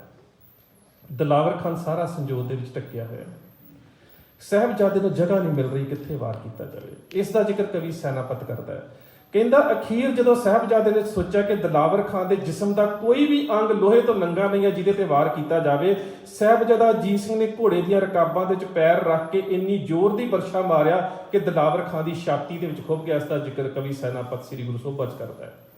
ਇੰਨੀ ਜ਼ੋਰ ਦੀ ਬਰਸ਼ਾ ਮਾਰਿਆ, ਉਹਦੀ ਸੰਜੋਰ ਨੂੰ ਪਾੜ ਕੇ ਬਰਸ਼ਾ ਤੇ ਅੰਦਰ ਖੁੱਭ ਗਿਆ। ਜਦੋਂ ਵਾਪਸ ਖਿੱਚਣ ਲੱਗੇ, ਉਹਦਾ ਸਪੀਅਰ ਹੈਡ, ਉਹਦਾ ਫਲ ਟੁੱਟ ਗਿਆ। ਹੱਥ ਦੇ ਵਿੱਚ ਕੇਵਲ ਡਾਂਗ ਰਹਿ ਦਿੱਤੀ, ਸਾਹਿਬਜ਼ਾਦੇ ਨੇ ਸੁੱਟ ਦਿੱਤੀ। ਹੁਣ ਸਾਹਿਬਜ਼ਾਦਾ ਅਜੀਤ ਸਿੰਘ ਵਰਤੋਂ ਕਰ ਰਹੇ ਨੇ ਤਲਵਾਰ ਦੀ, ਤੇ ਦੁਸ਼ਮਣ ਉਸ ਤਲਵਾਰ ਦੇ ਬਾਰੇ ਕੀ ਕਹਿ ਰਿਹਾ ਹੈ? ਕਹਿੰਦਾ ਇਸ ਕਾਟ ਕਾ ਦੇਖਾ ਕੋਈ ਹਥਿਆਰ ਨਹੀਂ ਹੈ, ਅਦੂ ਕਹਿਣੇ ਲਗਾ ਜੇ ਬਰਕ ਹੈ ਤਲਵਾਰ ਨਹੀਂ ਹੈ। ਬਰਕ ਕਿਹਾ ਜਾਂਦਾ ਅਸਮਾਨੀ ਬਿਜਲੀ ਨੂੰ। ਕਹਿੰਦਾ ਦੁਸ਼ਮਣ ਕਹਿ ਰਿਹਾ ਸੀ ਕਿ ਸਾਹਿਬਜ਼ਾਦਾ ਅਜੀਤ ਸਿੰਘ ਜਿੰਨੀ ਤੇਜ਼ੀ ਦੇ ਨਾਲ ਤਲਵਾਰ ਚਲਾ ਰਿਹਾ ਨਾ, ਇਹ ਅਸਮਾਨੀ ਬਿਜਲੀ ਲੱਗ ਰਹੀ ਹੈ, ਤਲਵਾਰ ਨਹੀਂ ਲੱਗ ਰਹੀ। ਮੈਦਾਨੇ ਜੰਗ ਦੇ ਵਿੱਚ ਦਿਲਾਵਰ ਖਾਨ ਮਾਰਿਆ ਗਿਆ, ਨਾਹਰ ਖਾਨ ਮਾਰਿਆ ਗਿਆ, ਕਈ ਹੋਰ ਜਰਨੈਲ ਉਹਨਾਂ ਦੇ ਮਾਰੇ ਗਏ। ਅਖੀਰ ਸਾਹਿਬਜ਼ਾਦਾ ਅਜੀਤ ਸਿੰਘ ਮੈਦਾਨੇ ਜੰਗ ਦੇ ਵਿੱਚ ਜੂਝ ਰਹੇ ਨੇ, ਕਿਰਪਾਨ ਵੀ ਖੁੰਡੀ ਹੋ ਗਈ ਹੈ। ਉਸ ਖੁੰਡੀ ਹੋਈ ਕਿਰਪਾਨ ਦੇ ਨਾਲ ਆਪਣੇ ਪਿਤਾ ਨੂੰ ਸਿਜਦਾ ਕੀਤਾ। ਸਾਹਿਬਜ਼ਾਦੇ ਨੇ ਕਿਰਪਾਨ ਸੇ ਤਸਲੀਮ ਬਜਾਈ। ਜਦੋਂ ਬੱਚਾ ਕੋਈ ਬਹੁਤ ਵਧੀਆ ਕੰਮ ਕਰੇ ਨਾ ਤੇ ਪਿਤਾ ਵੱਲ ਵੇਖ ਕੇ ਖੁਸ਼ ਹੁੰਦਾ ਹੈ। ਸਾਹਿਬਜ਼ਾਦਾ ਅਜੀਤ ਸਿੰਘ ਮੈਦਾਨੇ ਜੰਗ 'ਚ ਵਧੀਆ ਲੜਿਆ ਤੇ ਆਪਣੇ ਪਿਤਾ ਨੂੰ ਕਿਰਪਾਨ ਦਾ ਸਿਜਦਾ ਕੀਤਾ। ਸਾਹਿਬਜ਼ਾਦੇ ਨੇ ਤਲਵਾਰ ਸੇ ਤਸਲੀਮ ਬਜਾਈ, ਬਰਸ਼ੀ किसी कबख्त ने पीछे से लगाई। ਸਾਹਿਬਜ਼ਾਦਾ ਅਜੀਤ ਸਿੰਘ ਦੇ ਉੱਪਰੋਂ ਪਿੱਛੋਂ ਵਾਰ ਹੋਇਆ, ਇੱਕ ਬਰਸ਼ੀ ਗਿਰੀ ਤੇ ਉਹ ਰਾ ਕੇ ਗਿਰੇ। सरकार जीन से जमीन पर, रूह खुल्द गई और तनेजार जमीन पर। ਇੰਨੀ ਜ਼ੋਰ ਦੀ ਬਰਸ਼ੀ ਦਾ ਵਾਰ ਕੀਤਾ। ਇਹ ਬਰਸ਼ੀ ਦਾ ਵਾਰ ਕੀਤਾ ਸੀ ਸੈਯਦ ਜਲਾਲੂਦੀਨ ਦੇ ਪੁੱਤਰ ਨੇ, ਜਿਹੜਾ ਕਿ ਸਮਾਣੇ ਦਾ ਰਹਿਣ ਵਾਲਾ ਸੀ, ਜਿਸ ਨੇ ਗੁਰੂ ਤੇਗ ਬਹਾਦਰ ਸਾਹਿਬ ਦਾ ਸੀਸ ਧੜ ਤੋਂ ਜੁਦਾ ਕੀਤਾ ਸੀ। ਉਹਦਾ ਪੋਤਰਾ ਵੀ ਇਸ ਲੜਾਈ ਦੇ ਵਿੱਚ ਸੀ। ਸਾਹਿਬਜ਼ਾਦਾ ਅਜੀਤ ਸਿੰਘ ਦੀ ਸ਼ਹਾਦਤ ਜਲਾਲੂਦੀਨ ਦੇ ਪੁੱਤਰ ਦੇ ਕੋਲ ਹੋਈ। ਸੋ ਸਾਹਿਬਜ਼ਾਦਾ ਅਜੀਤ ਸਿੰਘ ਜ਼ਮੀਨ ਤੇ ਡਿੱਗੇ। ਹਕੀਮ ਮਿਰਜ਼ਾ ਅਲਾਈ ਅਰਖਾ ਜੋਗੀ ਕਹਿੰਦਾ ਮੈਂ ਸੋਚਿਆ, ਉਹ ਕਾਵ ਰਚਨਾ ਚ ਕਹਿੰਦਾ ਮਰਸੀਏ ਲਿਖਦਾ ਹੈ, ਕਹਿੰਦਾ ਮੈਂ ਸੋਚਿਆ ਪਿਤਾ ਦੇ ਉੱਪਰ ਕੀ ਬੀਤੀ ਹੋਵੇਗੀ। ਤੇ ਕਹਿੰਦਾ ਹੈਰਾਨ ਰਹਿ ਗਿਆ ਜਦੋਂ ਕਲਗੀਧਰ ਪਾਤਸ਼ਾਹ ਗੁਰੂ ਗੋਬਿੰਦ ਸਿੰਘ ਮਹਾਰਾਜ ਦੀ ਜ਼ੁਬਾਨ ਦੇ ਸ਼ਬਦ ਸੀ, ਸ਼ਾਬਾਸ਼ ਪਿਸਰ ਸ਼ਾਬਾਸ਼ ਖੂਬ ਲੜੇ ਹੋ, ਕਿਉਂ ਨਾ ਹੋ ਗੋਬਿੰਦ ਕੇ ਫਰਜ਼ੰਦ ਬੜੇ ਹੋ। ਬਹੁਤ ਸੋਹਣਾ ਲੜਿਆ, ਇੰਨਾ ਵਧੀਆ ਲੜਿਆ ਕਿ ਤੇਰੀ ਲੜਾਈ ਨੂੰ ਵੇਖਣ ਦਾ ਆਨੰਦ ਆ ਗਿਆ, ਮਜ਼ਾ ਆ ਗਿਆ। ਛੋਟਾ ਫਰਜ਼ੰਦ ਸਾਹਿਬਜ਼ਾਦਾ ਜੁਝਾਰ ਸਿੰਘ। ਵਕਤ ਸੀਮਤ ਹੈ, ਕੁਝ ਮਰਸੀ ਜਿਹੜੇ ਮੈਂ ਸਕਿਪ ਕਰਦਾ ਚਾਹੂੰਗਾ ਕਿ ਸੀਮਤ ਸਮੇਂ ਸਮਾਪਤੀ ਹੋ ਸਕੇ। ਸਾਹਿਬਜ਼ਾਦਾ ਜੁਝਾਰ ਸਿੰਘ ਸਾਹਮਣੇ ਆ ਕੇ ਖੜੇ ਹੋ ਗਏ ਤੇ ਉਹਨਾਂ ਦੇ ਸ਼ਬਦ ਨੇ, ਭਾਈ ਸੇ ਵਿਛੜ ਕਰ ਹਮੇ ਜੀਣਾ ਨਹੀਂ ਆਤਾ, ਖਾਣਾ ਨਹੀਂ ਸੋਨਾ ਨਹੀਂ ਪੀਣਾ ਨਹੀਂ ਆਤਾ। ਤੇ ਪਾਤਸ਼ਾਹ ਅੱਗੋਂ ਕੀ ਕਹਿੰਦੇ ਨੇ, ਕੁਰਬਾਨ ਪਿਦਰ ਕੋ ਕੋਈ ਇਨਕਾਰ ਨਹੀਂ ਹੈ। ਜੁਝਾਰ ਸਿੰਘ ਖੁਸ਼ੀ ਇਸ ਗੱਲ ਦੀ ਹੋਈ ਹੈ ਕਿ ਮੈਨੂੰ ਕਹਿਣਾ ਨਹੀਂ ਪਿਆ ਹੁਣ ਤੇਰੀ ਵਾਰੀ ਹੈ, ਤੂੰ ਆਪਣੇ ਆਪ ਹੀ ਚੱਲ ਕੇ ਆ ਗਿਆ। ਕੁਰਬਾਨ ਪਿਦਰ ਕੋ ਕੋਈ ਇਨਕਾਰ ਨਹੀਂ ਹੈ, ਪਰ ਮੈਨੂੰ ਇੱਕ ਗੱਲ ਦਾ ਜਵਾਬ ਦੇ, ਚਲਾਨੀ ਆਤੀ ਅਭੀ ਤੁਮੇ ਤਲਵਾਰ ਨਹੀਂ ਹੈ, ਸਿਨਖੇਲ ਕਾ ਹੈ ਰਨ ਕਾ ਸਜ਼ਾਵਾਰ ਨਹੀਂ ਹੈ। ਬੇਟਾ ਅਜੇ ਤੂੰ ਮੈਦਾਨੇ ਜੰਗ ਜੂਝਿਆ ਨਹੀਂ, ਤੇਰੀ ਪਹਿਲੀ ਜੰਗ ਹੈ। ਅਜੀਤ ਸਿੰਘ ਤਾਂ ਬਜਰੂੜ ਵੀ ਲੜਾਈ ਲੜ ਚੁੱਕਾ ਸੀ, ਬੱਸੀ ਵੀ ਲੜ ਚੁੱਕਾ ਸੀ, ਸਰਸਾ ਦੇ ਕੰਢੇ ਤੇ ਵੀ ਲੜ ਚੁੱਕਾ ਸੀ, ਤੇ ਹੁਣ ਉਹ ਚਮਕੌਰ ਦੀ ਜੰਗ 'ਚ ਲੜਿਆ। ਅਜੀਤ ਸਿੰਘ ਦੀ ਤਾਂ ਚੌਥੀ ਲੜਾਈ ਸੀ, 3 ਲੜਾਈਆਂ ਲੜ ਚੁੱਕਾ ਸੀ, ਤੂੰ ਪਹਿਲੀ ਵਾਰੀ ਜਾ ਰਿਹਾ। ਚਲਾਨੀ ਆਤੀ ਅਭੀ ਤੁਮੇ ਤਲਵਾਰ ਲਈ ਹੈ, ਸਿਨ ਖੇਲ, ਸਿਨ ਫਾਰਸੀ 'ਚ ਕਿਹਾ ਜਾਂਦਾ ਉਮਰ ਨੂੰ, ਅਜੇ ਤੇਰੀ ਖੇਡਣ ਦੀ ਉਮਰ ਹੈ। ਸਿਨ ਖੇਲ ਕਾ ਹੈ ਰਨ ਕਾ ਸਜਾਵਾਰ ਨਹੀਂ ਹੈ। ਅਗਲੀ ਗੱਲ ਬੜੀ ਪਿਆਰੀ ਕਰਦੇ ਨੇ, ਕਹਿੰਦੇ ਜੇ ਗੁਲ ਸਾ ਬਦਨ ਕਾਬਲੇ ਸੁਫਾਰ ਨਹੀਂ ਹੈ। ਸੁਫਾਰ ਕਹਿੰਦੇ ਤੀਰਾਂ ਦੀਆਂ ਨੋਕਾਂ ਨੂੰ। ਕਹਿੰਦੇ ਤੇਰਾ ਫੁੱਲਾਂ ਵਰਗਾ ਮਾਸੂਮ ਜਿਸਮ ਤੀਰਾਂ ਦੀਆਂ ਨੋਕਾਂ ਦੇ ਕਾਬਲ ਹੈ, ਕਿੰਨੀਆਂ ਕੁ ਤੀਰਾਂ ਦੀਆਂ ਨੋਕਾਂ ਨੂੰ ਚੱਲ ਸਕੇਗਾ। ਫਿਰ ਕਹਿੰਦੇ ਹਾਂ ਮੈਂ ਤੈਨੂੰ ਭੇਜਦਾ, लो आओ बेटा आओ तुम्हें खूब सजा दे, छोटी सी तेग छोटी सी कलगी सजा दे, लो जाओ बेटा युद्ध में जो जौहर दिखाना, दुश्मन हो खौफ दंग रह जाए जमाना। पर हुण जुझार सिंह मेरिया कुछ गल्लां दा ख्याल रखी, तू छोटा है। हुण सारे ही इस गल नूं सोचियो, पुत्र पिता दे सामने जा रहा है ते पिता इंस्ट्रक्शन की दे रहा है, हदायत की दे रहा है। सारे सोचो सी परिवार वाले, जब तीर कलेजे में लगे तो सी नहीं करना, उफ मुंह से मेरी जान कभी भी न उचरना, ख्वाहिश है तुम्हें तेग चलाते हुए देखें, हम आंख से बरशी तुम्हें खाते हुए देखें। बेटा जो तेरी छाती दे विच आके तीर वजेगा, जुबान चो सी ना करे। जो तेरी गर्दन के उपर आके दुश्मन की तलवार वजेगी ना, तेरी जुबान के उपर उफ शब्द नहीं आना चाहिए। मैनू खुशी होगी कि मैं ममटी के उपरों अपने पुत्र को अपनी अखां के सामने शहीद होंदा वेखूंगा। साहिबजादा जुझार सिंह भी 5 सिंघां दे नाल गया। दुश्मन जुझार सिंह की लड़ाई की सिफत करता है, कहता 10-20 को जख्मी किया, 10-20 को मारा, खलास को मारा, कभी अबलीस को मारा, गुल मच गया अदू में, एक तिफल ने 40 को मारा। कहता दुश्मन दे विच शोर मच गया कि एक छोटे जे गुरु साहब के बच्चे ने साढ़े 40 गुरु ने जमीन पर सुट दिते। 10-20 को जख्मी किया, 10-20 को मारा, खलास को मारा, कभी अबलीस को मारा, गुल मच गया अदू में, एक तिफल ने 40 को मारा। 40 सूरमे साडे जमीन ते सुट दिते। हुण उस वेले की कह रहे ने ਜਿਹੜੇ दुश्मन ਦੇ ਨੇ, ਕਹਿੰਦੇ बच बच के लड़ो कलगियों वालों के पिसस से जे नीम चा। मैं फिर एक शब्द कह देवां, नीम चा। एक कुरबान ਹੁੰਦੀ ਹੈ, ਉਹਦੀ ਗਲਾਈ ਬਹੁਤ ਜ਼ਿਆਦਾ ਹੁੰਦੀ ਹੈ, ਲੰਬਾਈ 2 ਫੁੱਟ ਹੁੰਦੀ ਹੈ। ਸਾਡੇ ਸਿੱਖਾਂ ਦੇ ਕਿਸੇ ਵੀ ਮਿਊਜ਼ੀਅਮ ਦੇ ਵਿੱਚ ਨੀਮਚਾ ਨਹੀਂ ਹੈਗਾ। ਅੱਜ ਤੁਸੀਂ ਨੀਮਚਾ ਵੇਖਣਾ ਹੋਵੇ ਤੇ ਕਲਕੱਤੇ ਦੇ ਮਿਊਜ਼ੀਅਮ ਦੇ ਵਿੱਚ ਇੱਕ ਪਿਆ ਹੈਦਰਾਬਾਦੀ ਨੀਮਚਾ, ਕਿ ਜੋ ਕੁਝ ਵੀ ਸਾਡਾ ਸੀ ਅਸੀਂ ਸੰਭਾਲਿਆ ਨਹੀਂ। ਹੁਣ ਦੁਸ਼ਮਣ ਕਹਿ ਰਿਹਾ ਕਿ ਜਿਸ ਵੇਲੇ ਜੁਝਾਰ ਸਿੰਘ ਲੜ ਰਿਹਾ ਉਹਦੇ ਹੱਥ 'ਚ ਨੀਮਚਾ ਹੈ, ਪਰ ਅੱਜ ਸਿੱਖ ਬੱਚੇ ਨੂੰ ਦੱਸਣਾ ਹੋਵੇ ਨੀਮਚਾ ਕੀ ਹੁੰਦਾ, ਸਾਡੇ ਕੋਲ ਕੋਈ ਉਦਾਹਰਣ ਨਹੀਂ, ਕੋਈ ਤਸਵੀਰ ਨਹੀਂ। बच बच के लड़ो कलगियों वालों के पिसस से जे नीम चा लाए है गोबिंद की कमर से। साहबजादा जुझार सिंह मैदाने जंग च लड़ रहा है, इतने में खदंग आके लगा हाय जिगर में। खदंग कहते ने बाण नूं, तीर नूं, एक छाती च ओहदी भी तीर वजा था, तीर कलेजे में जा कांटा गुले तर में। जिस तरह फुल दे विचों कंडा लंघ जाता है ते और आके गिरा लखते जिगर परश। घुम्मण घेरी खा के साहबजादा जुझार सिंह भी उस जगह ते डिगा जिथे साहब अजीत सिंह शहीद होए पे सी।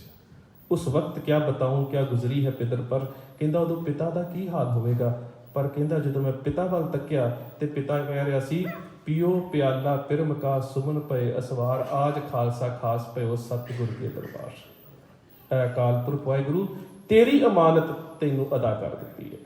हुण ये जिहड़ा कवि इस रचना नूं लिख रहा है ते हुण कलगीधर पातशाह कहंदे ने कि ये जिहड़ी जंग होई, इस जंग दे विच मैनूं एक अफसोस है, काफ़ी सिंह शहीद हो चुके ने। अखीर एक जरनैल बड़ी बहादरी दे नाल आया। मैं तो बड़ा हैरान रह जाना है, कलगीधर पातशाह गुरु गोबिंद सिंह महाराज दुश्मन की भी सिफत कर देते हैं, किते है ही नहीं मन दे विच ईरखा दुश्मन के प्रति भी। जफरनामे के 99 तो लैके 92 तक जिहड़े 5 शेर ने उह औरंगजेब दी सिफतां करतीआं। कहंदे कि हुस्न जमाल अस्त रोशन जमीर, खुदाबंद मुल्क अस्त साहिब अमीर, खुशिश शाह शाह औरंगजेब के चलाक हस्त दस्त चाप करके। कुछ जिहड़ियां सिफतां सी बयान करतीआं। कहंदे तू सोहना भी बहुत है, मुमताज का बेटा बहुत सोहना सी, तू तलवारबाज भी बड़ा वधिया, तू घोड़सवार भी वधिया है, तू हाथी की सवारी भी वधिया कर लैंदा है, तू दिमाग तो भी चलाक है, पर तेरे च घाट की है? तेरे च घाट यह है ना साहिब शनासी ना मुहम्मद यकीन, अपने ईमान दे विच पक्का नहीं है, धोखा करदा। कहंदे मैं नहीं सी लड़ना चाहुंदा, जफरनामे च कहंदे मैं लड़ना नहीं सी चाहुंदा। बा लाचारगी दरमिया आमदम, बा तदबीर तीरो तफंग आमदम। तू लोकां दे उपर जुल्म ही इन्ने कीते कि मैनूं मैदाने जंग दे शस्त्र चुकने पे। चुकार अजहमा हील ते दरगुजश्त, हलाल अस्त बुरतन ब शमशीर दस्त। जदों सारे हीले वसीले ते पूरी ड्रेसिंग रॉन्ग, किसी भी गलत करन नूं ठीक करन दे जिहड़े काम ने, जदों सारे वसीले खत्म हो जाते हैं, फिर तलवार की वरतों जायज़ है। पर मैं तुहानूं एक गल दस्सां, मैं पहाड़ी राजिआं नूं खत्म क्यों कीता? मनम कुश्तनम कोहियां पुरफितन कि ऊं बुत परस्तन मनन बुत शिकन। ये बुत परस्ती ते बुत शिकनी की जिहड़ी विचारधारा है, ये अगे जाके साझी करते हैं। फिलहाल इस जंग के उपर सीमित रही अपने आप को। पातशाह कहते हैं कि नाहर खान भी तेरा मारिया गया, दिलावर खान भी मारिया गया, तेरा एक जरनैल बड़ी बहादरी दे नाल लड़िया। कसे हमला करदम ब मरदानगी, अजम होशगी अजम दीवानगी। वो सी दलशेर खान। कहते दलशेर खान औरंगजेब तेरा जरनैल इन्नी बहादरी दे नाल लड़िया ना, मेरे 2 सिख उन्हें मार दिते, मदन सिंह ते काठा सिंह आनंदपुर साहिब दे। हुण वेखो गुरु गोबिंद सिंह महाराज दुश्मन की भी सिफत करते हैं, नाल युद्ध का एनालिसिस भी कर देंगे। कहते कसे हमला करदम ब मरदानगी, लड़िया तो मरदानगी नाल, पर अजहम होशगी अजहम दीवानगी। वो इन्ने जोश के विच लड़िया कि होश गवा बैठा तो सागे सिखा के हथों मारिया गया। गुरु गोबिंद सिंह महाराज आप बयान करते हैं उस जंग का सारा चित्रण। अगली गल करते हैं, कहते तेरा एक जरनैल बीड़ा चुक के आया सी। अक्सर असीं ये शब्द वरतते हैं, बीड़ा चुकना, साडे नाल संबंध कोई नहीं बीड़ा चुकण दा। बीड़ ते बीड़ा शब्द च अंतर है। असीं कहने बीड़ बाबा बुढ़ा साहब, वो हुंदा रुखां दा संग्रह जिथे जमीन इकट्ठी कीती होवे। एक असीं कहने गुरु ग्रंथ साहब महाराज की बीड़, ये हुंदी है गुरु ग्रंथ साहब महाराज के अंगां का संग्रह। जदों भाई बन्नों के कोलों इन्हां अंगां नूं एकत्र किया गया, नाम बीड़ दिता गया। पर बीड़ा शब्द नूं पढ़ो महान कोश दे विच, जां फिर 2 किताबां ने, एक लुगाते अरबी ते लुगाते फारसी। इस्लामी परंपरा दे विच जदों कोई बादशाह अपने जरनैलों नूं इकट्ठा करता है तो उन्होंने दसदा है कि मेरा दुश्मन है, जां उसनूं गिरफ्तार करके लैके आओ तो जां सिर वड्ड के लियाओ, तो किहड़ा मेरा जरनैल है जिहड़ा मेरे दुश्मन का सिर वड्ड के लैके आवेगा। उदों उहदे सामने एक तश्तरी दे विच, एक थाली दे विच एक पान का तंबाकू वाला बीड़ा रखिया जाता है, एक किरपान रखी जाती है। ਤੇ ਜਿਹੜਾ ਵੀ ਜਰਨੈਲ ਬੀੜਾ ਚੁੱਕ ਕੇ ਉਸ ਤਲਵਾਰ ਨੂੰ ਚੁੱਕਦਾ ਉਹਨੂੰ ਕਹਿੰਦੇ ਬੀੜਾ ਚੁੱਕ ਕੇ ਸਹੁੰ ਖਾਣੀ। ਮਾਫ ਕਰਨਾ, ਇੱਕ ਅੰਗਰੇਜ਼ੀ ਦਾ ਸ਼ਬਦ ਹੈ, ਅੰਗਰੇਜ਼ੀ ਗ੍ਰਾਮਰ ਚ ਅਸੀਂ ਇਸਨੂੰ ਵਰਤਦੇ ਹਾਂ, deconstruct the word, you will find the past structure. ਸ਼ਬਦ ਨੂੰ ਤੋੜ ਕੇ ਜ਼ਰੂਰ ਵੇਖਿਆ ਕਰੋ। ਮੈਂ ਕਈ ਵਾਰੀ ਸਟੇਜਾਂ ਤੋਂ ਵੇਖਿਆ, ਸਾਡੇ ਪ੍ਰਚਾਰਕ ਕਹਿ ਦਿੰਦੇ ਨੇ ਬਾਬਾ ਦੀਪ ਸਿੰਘ ਜੀ ਨੇ ਹਰਿਮੰਦਰ ਸਾਹਿਬ ਨੂੰ ਆਜ਼ਾਦ ਕਰਾਉਣ ਦਾ ਬੀੜਾ ਚੁੱਕਿਆ, ਵੀ ਬੀੜਾ ਤੰਬਾਕੂ ਦਾ ਹੁੰਦਾ, ਗੁਰੂ ਸਾਹਿਬ ਨੂੰ ਨਾ ਚੁਕਾਓ, ਸਿੱਖਾਂ ਨੂੰ ਨਾ ਚੁਕਾਓ, ਬੀੜਾ ਤੰਬਾਕੂ ਦਾ ਹੁੰਦਾ। ਬੀੜਾ ਚੁੱਕਣਾ ਸਾਡਾ ਸ਼ਬਦ ਨਹੀਂ ਹੈ, ਇਹ ਇਸਲਾਮ ਦੀ ਪਰੰਪਰਾ ਹੈ। ਬੀੜਾ ਚੁੱਕ ਕੇ ਕਸਮ ਖਾਣੀ, ਤੰਬਾਕੂ ਖਾ ਕੇ ਕਸਮ ਖਾਣੀ। ਮੈਂ ਤਾਂ ਇੱਕ ਕਿਤਾਬ 'ਚ ਪੜ੍ਹ ਰਿਹਾ ਸੀ ਕਿ ਪੰਚਮ ਪਾਤਸ਼ਾਹ ਨੇ ਗੁਰੂ ਗ੍ਰੰਥ ਸਾਹਿਬ ਮਹਾਰਾਜ ਦੀ ਸੰਪਾਦਨਾ ਦਾ ਬੀੜਾ ਚੁੱਕਿਆ, ਤੰਬਾਕੂ। ਕਿੱਥੇ ਗਏ ਸੀ ਸਿੱਖ, ਕਿੱਥੇ ਗਈ ਸਾਡੀ ਸੁਰਤ, ਕਿੱਥੇ ਗਈ ਰੋਸ਼ਨ ਦਿਮਾਗੀ, ਕਿੱਥੇ ਗਏ ਸਾਡੇ ਬੁੱਧੀਜੀਵੀ, ਕਿੱਥੇ ਗਏ ਰੋਸ਼ਨ ਜ਼ਿਹਨ? ਅਸੀਂ ਸ਼ਬਦਾਂ ਦੀ ਅੰਤਰੀ ਭਾਵਾਂ ਨੂੰ ਸਮਝਣਾ ਛੱਡ ਦਿੱਤਾ। ਸੋ ਉਸ ਵੇਲੇ ਕਲਗੀਧਰ ਪਾਤਸ਼ਾਹ ਕਹਿੰਦੇ ਨੇ ਤੇਰਾ ਇੱਕ ਜਰਨੈਲ ਬੀੜਾ ਚੁੱਕ ਕੇ ਆਇਆ ਸੀ, ਕਸੇ ਹਰ ਕਮਰਦਮ ਬੰਬਰਦਾਨਗੀ ਅਜ਼ਮ ਹੋਸ਼ਗੀ ਅਜ਼ਮ ਦੀਨਵਾਨਗੀ। ਕਹਿੰਦੇ ਕਸੇ ਹਰ ਕੇ ਕੌਲੇ ਕੁਰਾਨ ਬਾਇਦਸ਼ ਜਾਂ ਕੁਸਤਨੋਂ ਬਸਤਨੋਂ ਬਾਇਦਸ਼। ਤੇਰੇ ਇੱਕ ਜਰਨੈਲ ਨੇ ਬੀੜਾ ਚੁੱਕਿਆ ਸੀ ਕਿ ਜਾਂ ਗੁਰੂ ਗੋਬਿੰਦ ਸਿੰਘ ਦਾ ਸਿਰ ਵੱਢ ਕੇ ਲੈ ਕੇ ਆਊਂਗਾ ਤੇ ਜਾਂ ਗੁਰੂ ਗੋਬਿੰਦ ਸਿੰਘ ਨੂੰ ਬੰਦੀ ਬਣਾ ਕੇ ਲੈ ਕੇ ਆਊਂਗਾ। ਪਰ ਕਹਿੰਦੇ ਜਦੋਂ ਉਹ ਮੇਰੇ ਸਾਹਮਣੇ ਆਇਆ, ਇਸ ਦਾ ਨਾਮ ਸੀ ਖਵਾਜਾ ਖਿਜ਼ਰ ਅਲੀ ਮਹਿਮੂਦ ਅਲੀ ਖਾਨ, ਸ਼ੇਰ ਮੁਹੰਮਦ ਖਾਨ ਮਲੇਰਕੋਟਲੇ ਵਾਲੇ ਦਾ ਛੋਟਾ ਭਰਾ। ਕਲਗੀਧਰ ਪਾਤਸ਼ਾਹ ਕਹਿੰਦੇ ਜਦੋਂ ਮੇਰੇ ਸਾਹਮਣੇ ਆਇਆ, ਮੈਂ ਵੇਖਿਆ ਕਿ ਦੁਸ਼ਮਣ ਮੇਰੇ ਸਾਹਮਣੇ ਆ ਰਿਹਾ। ਕਹਿੰਦੇ ਕਿ ਆ ਖਵਾਜਾ ਮਰਦੂਦ, ਜਦੋਂ ਖਵਾਜਾ ਖਿਜ਼ਰ ਅਲੀ ਖਾਨ ਮੇਰੇ ਸਾਹਮਣੇ ਆਇਆ, ਬਸ ਸਾਇਆ ਦੀਵਾਰ ਤੇ ਕਹਿੰਦੇ ਮੈਂ ਆਪਣੇ ਕਮਾਨ ਨੂੰ ਤੀਰ ਨੂੰ ਲੈ ਕੇ ਕੰਨ ਤੱਕ ਖਿੱਚਿਆ ਨਾ, ਜਦੋਂ ਤੇਰਾ ਜਰਨੈਲ ਘੋੜੇ ਤੋਂ ਉਤਰ ਕੇ ਕੰਧ ਦੇ ਉੱਲੇ ਹੋ ਗਿਆ। ਕਹਿੰਦੇ ਮੈਨੂੰ ਦਿਸ ਰਿਹਾ ਸੀ ਕਿ ਆ ਖਾਜ਼ਾ ਮਰਦੂਦ ਸਾਇਆ ਦੀ ਵਾਰ ਕੰਧ ਦੇ ਪਿੱਛੇ ਆ, ਬ ਮੈਦਾਨਾ ਆਮਦ ਬ ਮਰਦਾਨਾ ਵਾਰ, ਮਰਦਾਂ ਵਾਂਗੂ ਮੇਰੇ ਸਾਹਮਣੇ ਨਾ ਆਇਆ। ਕਹਿੰਦੇ ਦਰੇਗਾ ਅਫਸੋਸ ਇਸ ਗੱਲ ਦਾ, ਅਗਰ ਰੂਏ ਉਦੀਦ ਮੇ ਬਜਕ ਤੀਰ ਲਾਚਾਰ ਬਖਸ਼ੀਦ ਮੇ। ਜ਼ਫਰਨਾਮੇ ਚ ਕਹਿੰਦੇ ਅਫਸੋਸ ਹੈ ਮੈਨੂੰ ਜ਼ਿੰਦਗੀ 'ਚ ਇੱਕ ਗੱਲ ਦਾ ਕਿ ਮੇਰਾ ਦੁਸ਼ਮਣ ਮੇਰੇ ਸਾਹਮਣੇ ਹੈ, ਮੈਨੂੰ ਦਿਸ ਰਿਹਾ ਹੈ, ਪਰ ਤੇਰਾ ਦੁਸ਼ਮਣ ਮਰਦਾਂ ਵਾਂਗੂ ਮੇਰੇ ਸਾਹਮਣੇ ਨਹੀਂ ਲੜਿਆ। ਤੇ ਗੁਰੂ ਗੋਬਿੰਦ ਸਿੰਘ ਦੀ ਆਤਮਾ ਇਜਾਜ਼ਤ ਨਹੀਂ ਦਿੰਦੀ ਕਿ ਜਿਹੜਾ ਦੁਸ਼ਮਣ ਮਰਦਾਂ ਵਾਂਗੂ ਸਾਹਮਣੇ ਨਾ ਲੜੇ, ਕੰਧ ਦੇ ਉੱਤੇ ਰੁਕਿਆ ਹੋਵੇ ਉਹਦੇ ਤੇ ਵਾਰ ਕੀਤਾ ਜਾਵੇ। ਦਰੇਗਾ ਅਗਰ ਰੂਏ ਉਦੀਦ ਮੇ ਬਾਜਕ ਤੀਰ ਲਾਚਾਰ ਬਖਸ਼ੀਦ ਮੇ। ਸੋ ਕਲਗੀਧਰ ਪਾਤਸ਼ਾਹ ਗੁਰੂ ਗੋਬਿੰਦ ਸਿੰਘ ਮਹਾਰਾਜ ਇਹ ਜ਼ਫਰਨਾਮੇ 'ਚ ਬਿਆਨ ਕਰਦੇ ਨੇ ਕਿ ਤੇਰਾ ਜਰਨੈਲ ਮਰਦਾਂ ਨੂੰ ਮੇਰੇ ਸਾਹਮਣੇ ਨਾ ਆਇਆ। ਵਕਤ 5 ਮਿੰਟ ਰਹਿ ਗਏ ਨੇ, ਅਗਲੀ ਵਿਚਾਰਧਾਰਕ ਪੱਖ ਦੀ ਗੱਲ ਕਰੀਏ। ਗੁਰੂ ਸਾਹਿਬ ਦੇ ਛੋਟੇ ਫਰਜ਼ੰਦ ਸੂਬੇ ਦੀ ਕਚਹਿਰੀ ਦੇ ਵਿੱਚ, ਉੱਥੇ 2 ਵਿਚਾਰਧਾਰਾਵਾਂ ਨੇ। ਉਹਨਾਂ ਵਿਚਾਰਧਾਰਾਵਾਂ ਦੀ ਗੱਲ ਢਾਡੀ ਨੱਥਮਲ ਨੇ ਆਪਣੀ ਫਾਰਸੀ ਦੀ ਰਚਨਾ ਅਮਰਨਾਮੇ 'ਚ ਵੀ ਕੀਤੀ ਹੈ ਤੇ ਕਲਗੀਧਰ ਪਾਤਸ਼ਾਹ ਗੁਰੂ ਗੋਬਿੰਦ ਸਿੰਘ ਮਹਾਰਾਜ ਨੇ ਜ਼ਫਰਨਾਮੇ 'ਚ ਵੀ ਕੀਤੀ ਹੈ। ਉਹ ਵਿਚਾਰਧਾਰਾ ਕਿਹੜੀ ਹੈ? ਇੱਕ ਉਹ ਹੈ ਜਿਸ ਨੂੰ ਅਸੀਂ ਕਹਿੰਦੇ ਅਸ ਸ਼ਰਾ ਤਹਿਤਮ ਸੈਫ, ਤਲਵਾਰ ਤੇ ਜ਼ੋਰ ਦੇ ਨਾਲ ਲੋਕਾਂ ਨੂੰ ਦੀਨੇ ਇਸਲਾਮ 'ਚ ਲੈ ਕੇ ਆਉਣਾ। ਦੂਜੀ ਵਿਚਾਰਧਾਰਾ ਕਿਹੜੀ ਹੈ? ਦੂਜੀ ਵਿਚਾਰਧਾਰਾ ਜਿਹੜੀ ਜਿਸ ਨੂੰ ਕਹਿੰਦੇ ਬੁੱਤ ਪ੍ਰਸਤੀ, ਕਰਮਕਾਂਡਾਂ ਦੇ ਨਾਲ ਲੋਕਾਂ ਨੂੰ ਉਲਝਾ ਕੇ ਲੋਕਾਂ ਦਾ ਆਰਥਿਕ ਸ਼ੋਸ਼ਣ ਕਰਨਾ। ਇੱਕ ਇਸਲਾਮਿਕ, ਇੱਕ ਬ੍ਰਾਹਮਣਵਾਦ। ਹੁਣ ਵਜ਼ੀਰ ਖਾਨ ਦੀ ਕਚਹਿਰੀ ਦੇ ਵਿੱਚ ਦੋਵੇਂ ਵਿਚਾਰਧਾਰਾਵਾਂ ਨੇ। ਇਸ ਨੂੰ ਸਮਝਿਓ ਕਿ ਤਖਤ ਦੇ ਉੱਪਰ ਸਟੇਟ ਦਾ ਨੁਮਾਇੰਦਾ ਬੈਠਾ ਹੈ ਵਜ਼ੀਰ ਖਾਨ। ਅਹਿਕਾਮੇ ਆਲਮਗੀਰੀ ਦੇ ਮੁਤਾਬਕ ਵਜ਼ੀਰ ਖਾਨ ਦੇ ਥੱਲੇ 28 ਪਰਗਣੇ ਨੇ। ਉਹਦੇ ਕੋਲ 47,000 ਪੈਦਲ, 42,000 ਪੈਦਲ ਤੇ 7,000 ਘੋੜਸਵਾਰ ਫੌਜ ਹੈ। 49 ਉਹਦੇ ਕੋਲ ਤੋਪਾਂ ਨੇ। ਉਹ ਸਟੇਟ ਦਾ ਨੁਮਾਇੰਦਾ ਹੈ। ਉਹਦੇ ਕੋਲ ਦੂਜੇ ਪਾਸੇ ਸੁੱਚਾਨੰਦ ਹੈ। ਸੁੱਚਾਨੰਦ ਜਿਹੜਾ ਹੈ ਖੱਤਰੀ ਹੈ। ਹੁਣ ਇਹ 2 ਵਿਚਾਰਧਾਰਾਵਾਂ ਨੇ। ਸੁੱਚਾਨੰਦ ਗੁਰੂ ਸਾਹਿਬ ਦੇ ਛੋਟੇ ਸਾਹਿਬਜ਼ਾਦਿਆਂ ਨੂੰ ਕੀ ਕਹਿੰਦਾ ਹੈ? ਕਹਿੰਦਾ ਕਿ ਜੇਕਰ ਤੁਸੀਂ ਕਬੂਲ ਕਰ ਲੋ ਅਗਰ ਤੁਮ ਸ਼ਾਹ ਕੇ ਦੀਨ ਕੋ, ਜन्नत ਬਣਾ ਕੇ ਰੱਖ ਦੂੰਗਾ तुम्हारी ਜ਼ਮੀਨ ਕੋ। ਹੁਣ ਉਹ ਗੁਲਾਮ ਸੋਚ ਦਾ ਮਾਲਕ ਹੈ। ਉਹ ਨਹੀਂ ਕਹਿੰਦਾ ਤੁਸੀਂ ਹਿੰਦੂ ਬਣ ਜਾਓ। ਉਹ ਇਸਲਾਮ ਦਾ ਨੁਮਾਇੰਦਾ ਹੈ। ਗੁਲਾਮ ਸੋਚ ਦੇ ਵਿੱਚੋਂ ਆਪ ਹਿੰਦੂ ਹੈ। ਉਹਦੀ ਆਪਣੀ ਸੋਚ ਆਜ਼ਾਦ ਨਹੀਂ ਹੈ। ਉਹ ਇਹ ਨਹੀਂ ਕਹਿੰਦਾ ਤੁਸੀਂ ਹਿੰਦੂ ਬਣੋ। ਕੀ ਕਹਿੰਦਾ ਮੈਂ ਹਿੰਦੂ ਹੋਣ ਦੇ ਬਾਵਜੂਦ ਵੀ ਇਸ ਰਾਜ ਦੇ ਵਿੱਚ ਚੰਗੇ ਸੁੱਖ ਹੰਢਾ ਰਿਹਾ, ਪਰ ਜੇ ਕਿਤੇ ਤੁਸੀਂ ਸਿੱਖੀ ਨੂੰ ਛੱਡ ਕੇ ਦੀਨ ਇਸਲਾਮ ਚਾਲੋ, ਬਾਦਸ਼ਾਹ ਤੇ ਤੁਹਾਡੇ ਅਨੰਦਪੁਰ ਸਾਹਿਬ ਨੂੰ ਸਵਰਗ ਬਣਾ ਕੇ ਰੱਖ ਦੇਗਾ। ਇਹ ਗੁਲਾਮ ਤੇ ਆਜ਼ਾਦ ਸੋਚ ਦੀ ਗੱਲ ਹੈ। ਅਗਲੀ ਗੱਲ ਉਹ ਕਰਦਾ ਹੈ, ਕਹਿੰਦਾ ਕਿ ਜਿਹੜਾ ਔਰੰਗਜ਼ੇਬ ਹੈ ਇੰਨਾ ਦਿਆਨਤਦਾਰ ਹੈ ਕਿ ਜੇ ਕਿਤੇ ਤੁਸੀਂ ਦੀਨ ਇਸਲਾਮ ਕਬੂਲ ਕਰ ਲਓ, ਚੰਗੇ ਤੁਹਾਨੂੰ ਅਹੁਦੇ ਵੀ ਦਿੱਤੇ ਜਾਣਗੇ। ਹੁਣ ਗੁਰੂ ਸਾਹਿਬ ਦੇ ਫਰਜ਼ੰਦ ਇਸ ਵਿਚਾਰਧਾਰਾ ਨੂੰ ਸਮਝਦੇ ਕਿਵੇਂ ਨੇ? ਉਹਨਾਂ ਦੇ ਸਾਹਮਣੇ 2 ਵਿਚਾਰਧਾਰਾਵਾਂ ਨੇ, ਇੱਕ ਸਟੇਟ, ਇੱਕ ਕਰਮਕਾਂਡ, ਬ੍ਰਾਹਮਣਵਾਦ ਤੇ ਇਸਲਾਮ। ਗੁਰੂ ਸਾਹਿਬ ਦੇ ਸਾਹਿਬਜ਼ਾਦੇ ਸਮਝਦੇ ਕਿਸ ਤਰ੍ਹਾਂ ਨੇ? ਕਹਿੰਦੇ ਪੜ੍ਹ ਕੇ ਨਮਾਜ਼ ਪਿਤਾ ਕੋ ਜੋ ਕਰਤਾ ਕਹਿ ਦੋ। ਕਿਹੜੇ ਔਰੰਗਜ਼ੇਬ ਦੀ ਗੱਲ ਕਰਦੇ ਹੋ? ਔਰੰਗਜ਼ੇਬ ਵਿੱਚ ਕੋਈ ਸ਼ੱਕ ਨਹੀਂ, ਤਸਬੀਹ ਪੜ੍ਹਦਾ। ਤਸਬੀਹ ਫੇਰਨਾ ਹਰ ਮੁਸਲਮਾਨ ਦੇ ਵਾਸਤੇ ਗੱਲ ਨਹੀਂ। ਤਸਬੀਹ ਦੇ 100 ਮਣਕੇ ਹੁੰਦੇ ਨੇ ਤੇ ਹਰ ਮਣਕੇ ਦੇ ਉੱਪਰ ਖੁਦਾ ਦਾ ਵੱਖਰਾ ਨਾਮ ਲੈਣਾ ਪੈਂਦਾ ਲੜੀਵਾਰ। ਅੱਲਾ, ਪੈਕ, ਬੈਬ, ਰਹੀਮ, ਕਰੀਮ, ਪਾਕ, ਸ਼ਵਦ, ਇਸ ਤਰ੍ਹਾਂ ਉਹਦੇ 100 ਨਾਮ ਲਗਾਤਾਰ ਲੈਣੇ ਪੈਂਦੇ ਨੇ। ਤੇ ਇਸਲਾਮ ਦੀ ਜਿਹੜੀ ਪਾਕ ਹਦੀਸ ਹੈ ਨਾ, ਹਦੀਸਾਂ ਦੇ ਵਿੱਚੋਂ ਇੱਕ ਗੱਲ ਕਹਿੰਦੀ ਹੈ, ਕਹਿੰਦਾ ਕਿ ਦੁਨੀਆ ਦੇ ਵਿੱਚ ਐਸਾ ਕੋਈ ਰਹਿਬਰ ਨਹੀਂ ਜਿਹੜਾ ਮੁਹੰਮਦ ਸਾਹਿਬ ਤੋਂ ਵੱਧ ਨਾ ਖੁਦਾ ਦੇ ਲੈ ਸਕੇ। ਉਹ ਕਹਿੰਦੇ ਨੇ ਕਿ ਮੁਹੰਮਦ ਸਾਹਿਬ ਨੇ ਜਿਹੜੀ ਤਸਬੀਹ ਸਾਨੂੰ ਬਖਸ਼ਿਸ਼ ਕਰ ਦਿੱਤੀ ਹੈ ਨਾ, ਇਹਦੇ ਤੋਂ ਵੱਧ ਪਰਮਾਤਮਾ ਦੇ ਨਾਮ ਹੋਏ ਨਹੀਂ ਸਕਦੇ। ਤੇ ਮੈਂ ਕਹਿੰਦਾ ਗੁਰੂ ਕੇ ਸਿੱਖ ਧੰਨ ਨੇ। ਅਸੀਂ ਰੋਜ਼ ਜਾਪ ਸਾਹਿਬ 'ਚ ਪੜ੍ਹਦੇ ਹਾਂ, ਤਬ ਸਰਬ ਨਾਮ ਕਥੇ ਕਵਣ ਕਰਮ ਨਾਮ ਵਰਣ ਸੁਮਤ। ਪਰਮਾਤਮਾ ਮੈਂ ਤੇਰੇ ਸਾਰੇ ਨਾਮ ਨਹੀਂ ਲੈ ਸਕਦਾ, ਆਪਣੀ ਛੋਟੀ ਜੀ ਬੁੱਧੀ ਦੇ ਨਾਲ ਕੁਛ ਨਾਮ ਬਿਆਨ ਕਰਦਾ, ਅਲੱਖ ਹੈ, ਪੱਖ ਹੈ, ਲੇਖ ਹੈ, ਪੇਖ ਹੈ, ਗਾਹ ਹੈ, ਜ਼ਾਹ ਹੈ, ਅਲਾਹ ਹੈ, ਅਸਾਹ ਹੈ। ਇਸ ਤਰ੍ਹਾਂ ਕਰਕੇ 600 ਤੋਂ ਉੱਪਰ ਨਾਮ ਕਲਗੀਧਰ ਪਾਤਸ਼ਾਹ ਦੱਸ ਕੇ ਕਹਿੰਦੇ ਨੇ ਅਜੇ ਵੀ ਪੂਰੇ ਨਹੀਂ ਹੈਗੇ।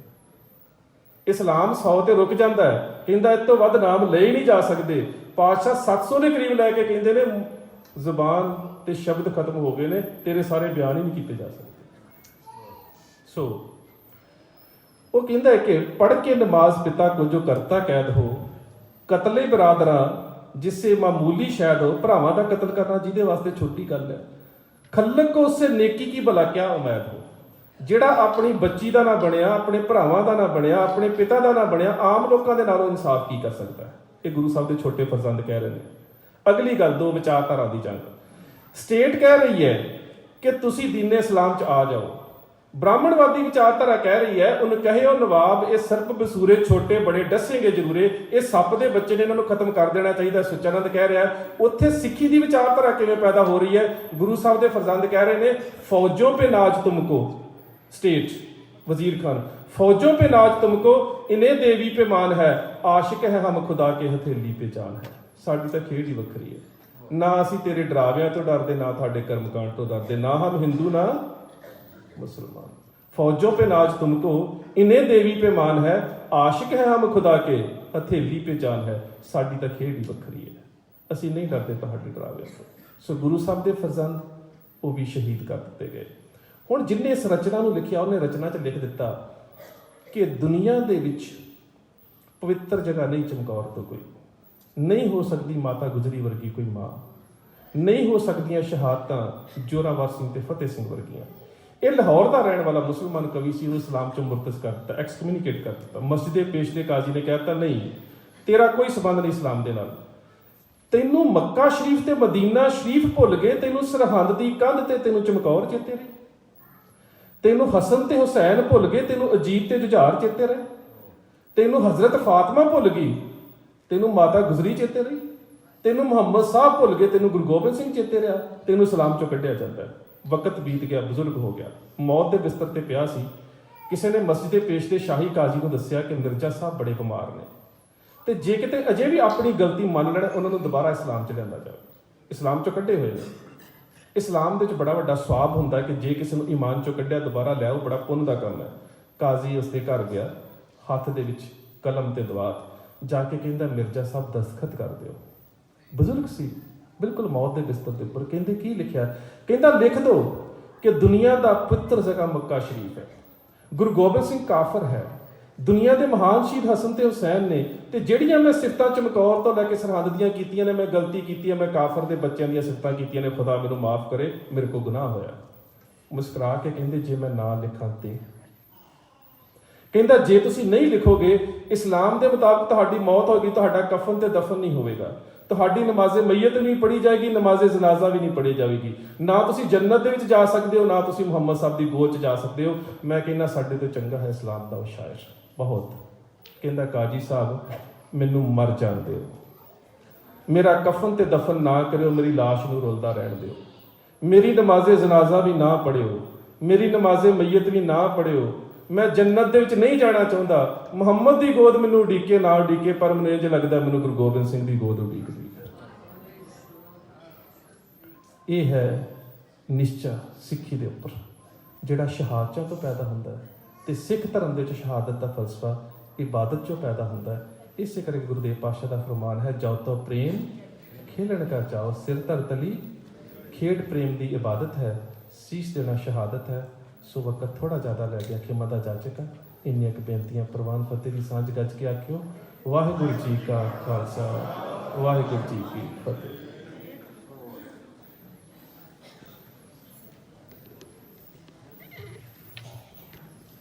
गुरु प्यारे साध संगत, वाहिगुरू जी का खालसा, वाहिगुरू जी की फतेह।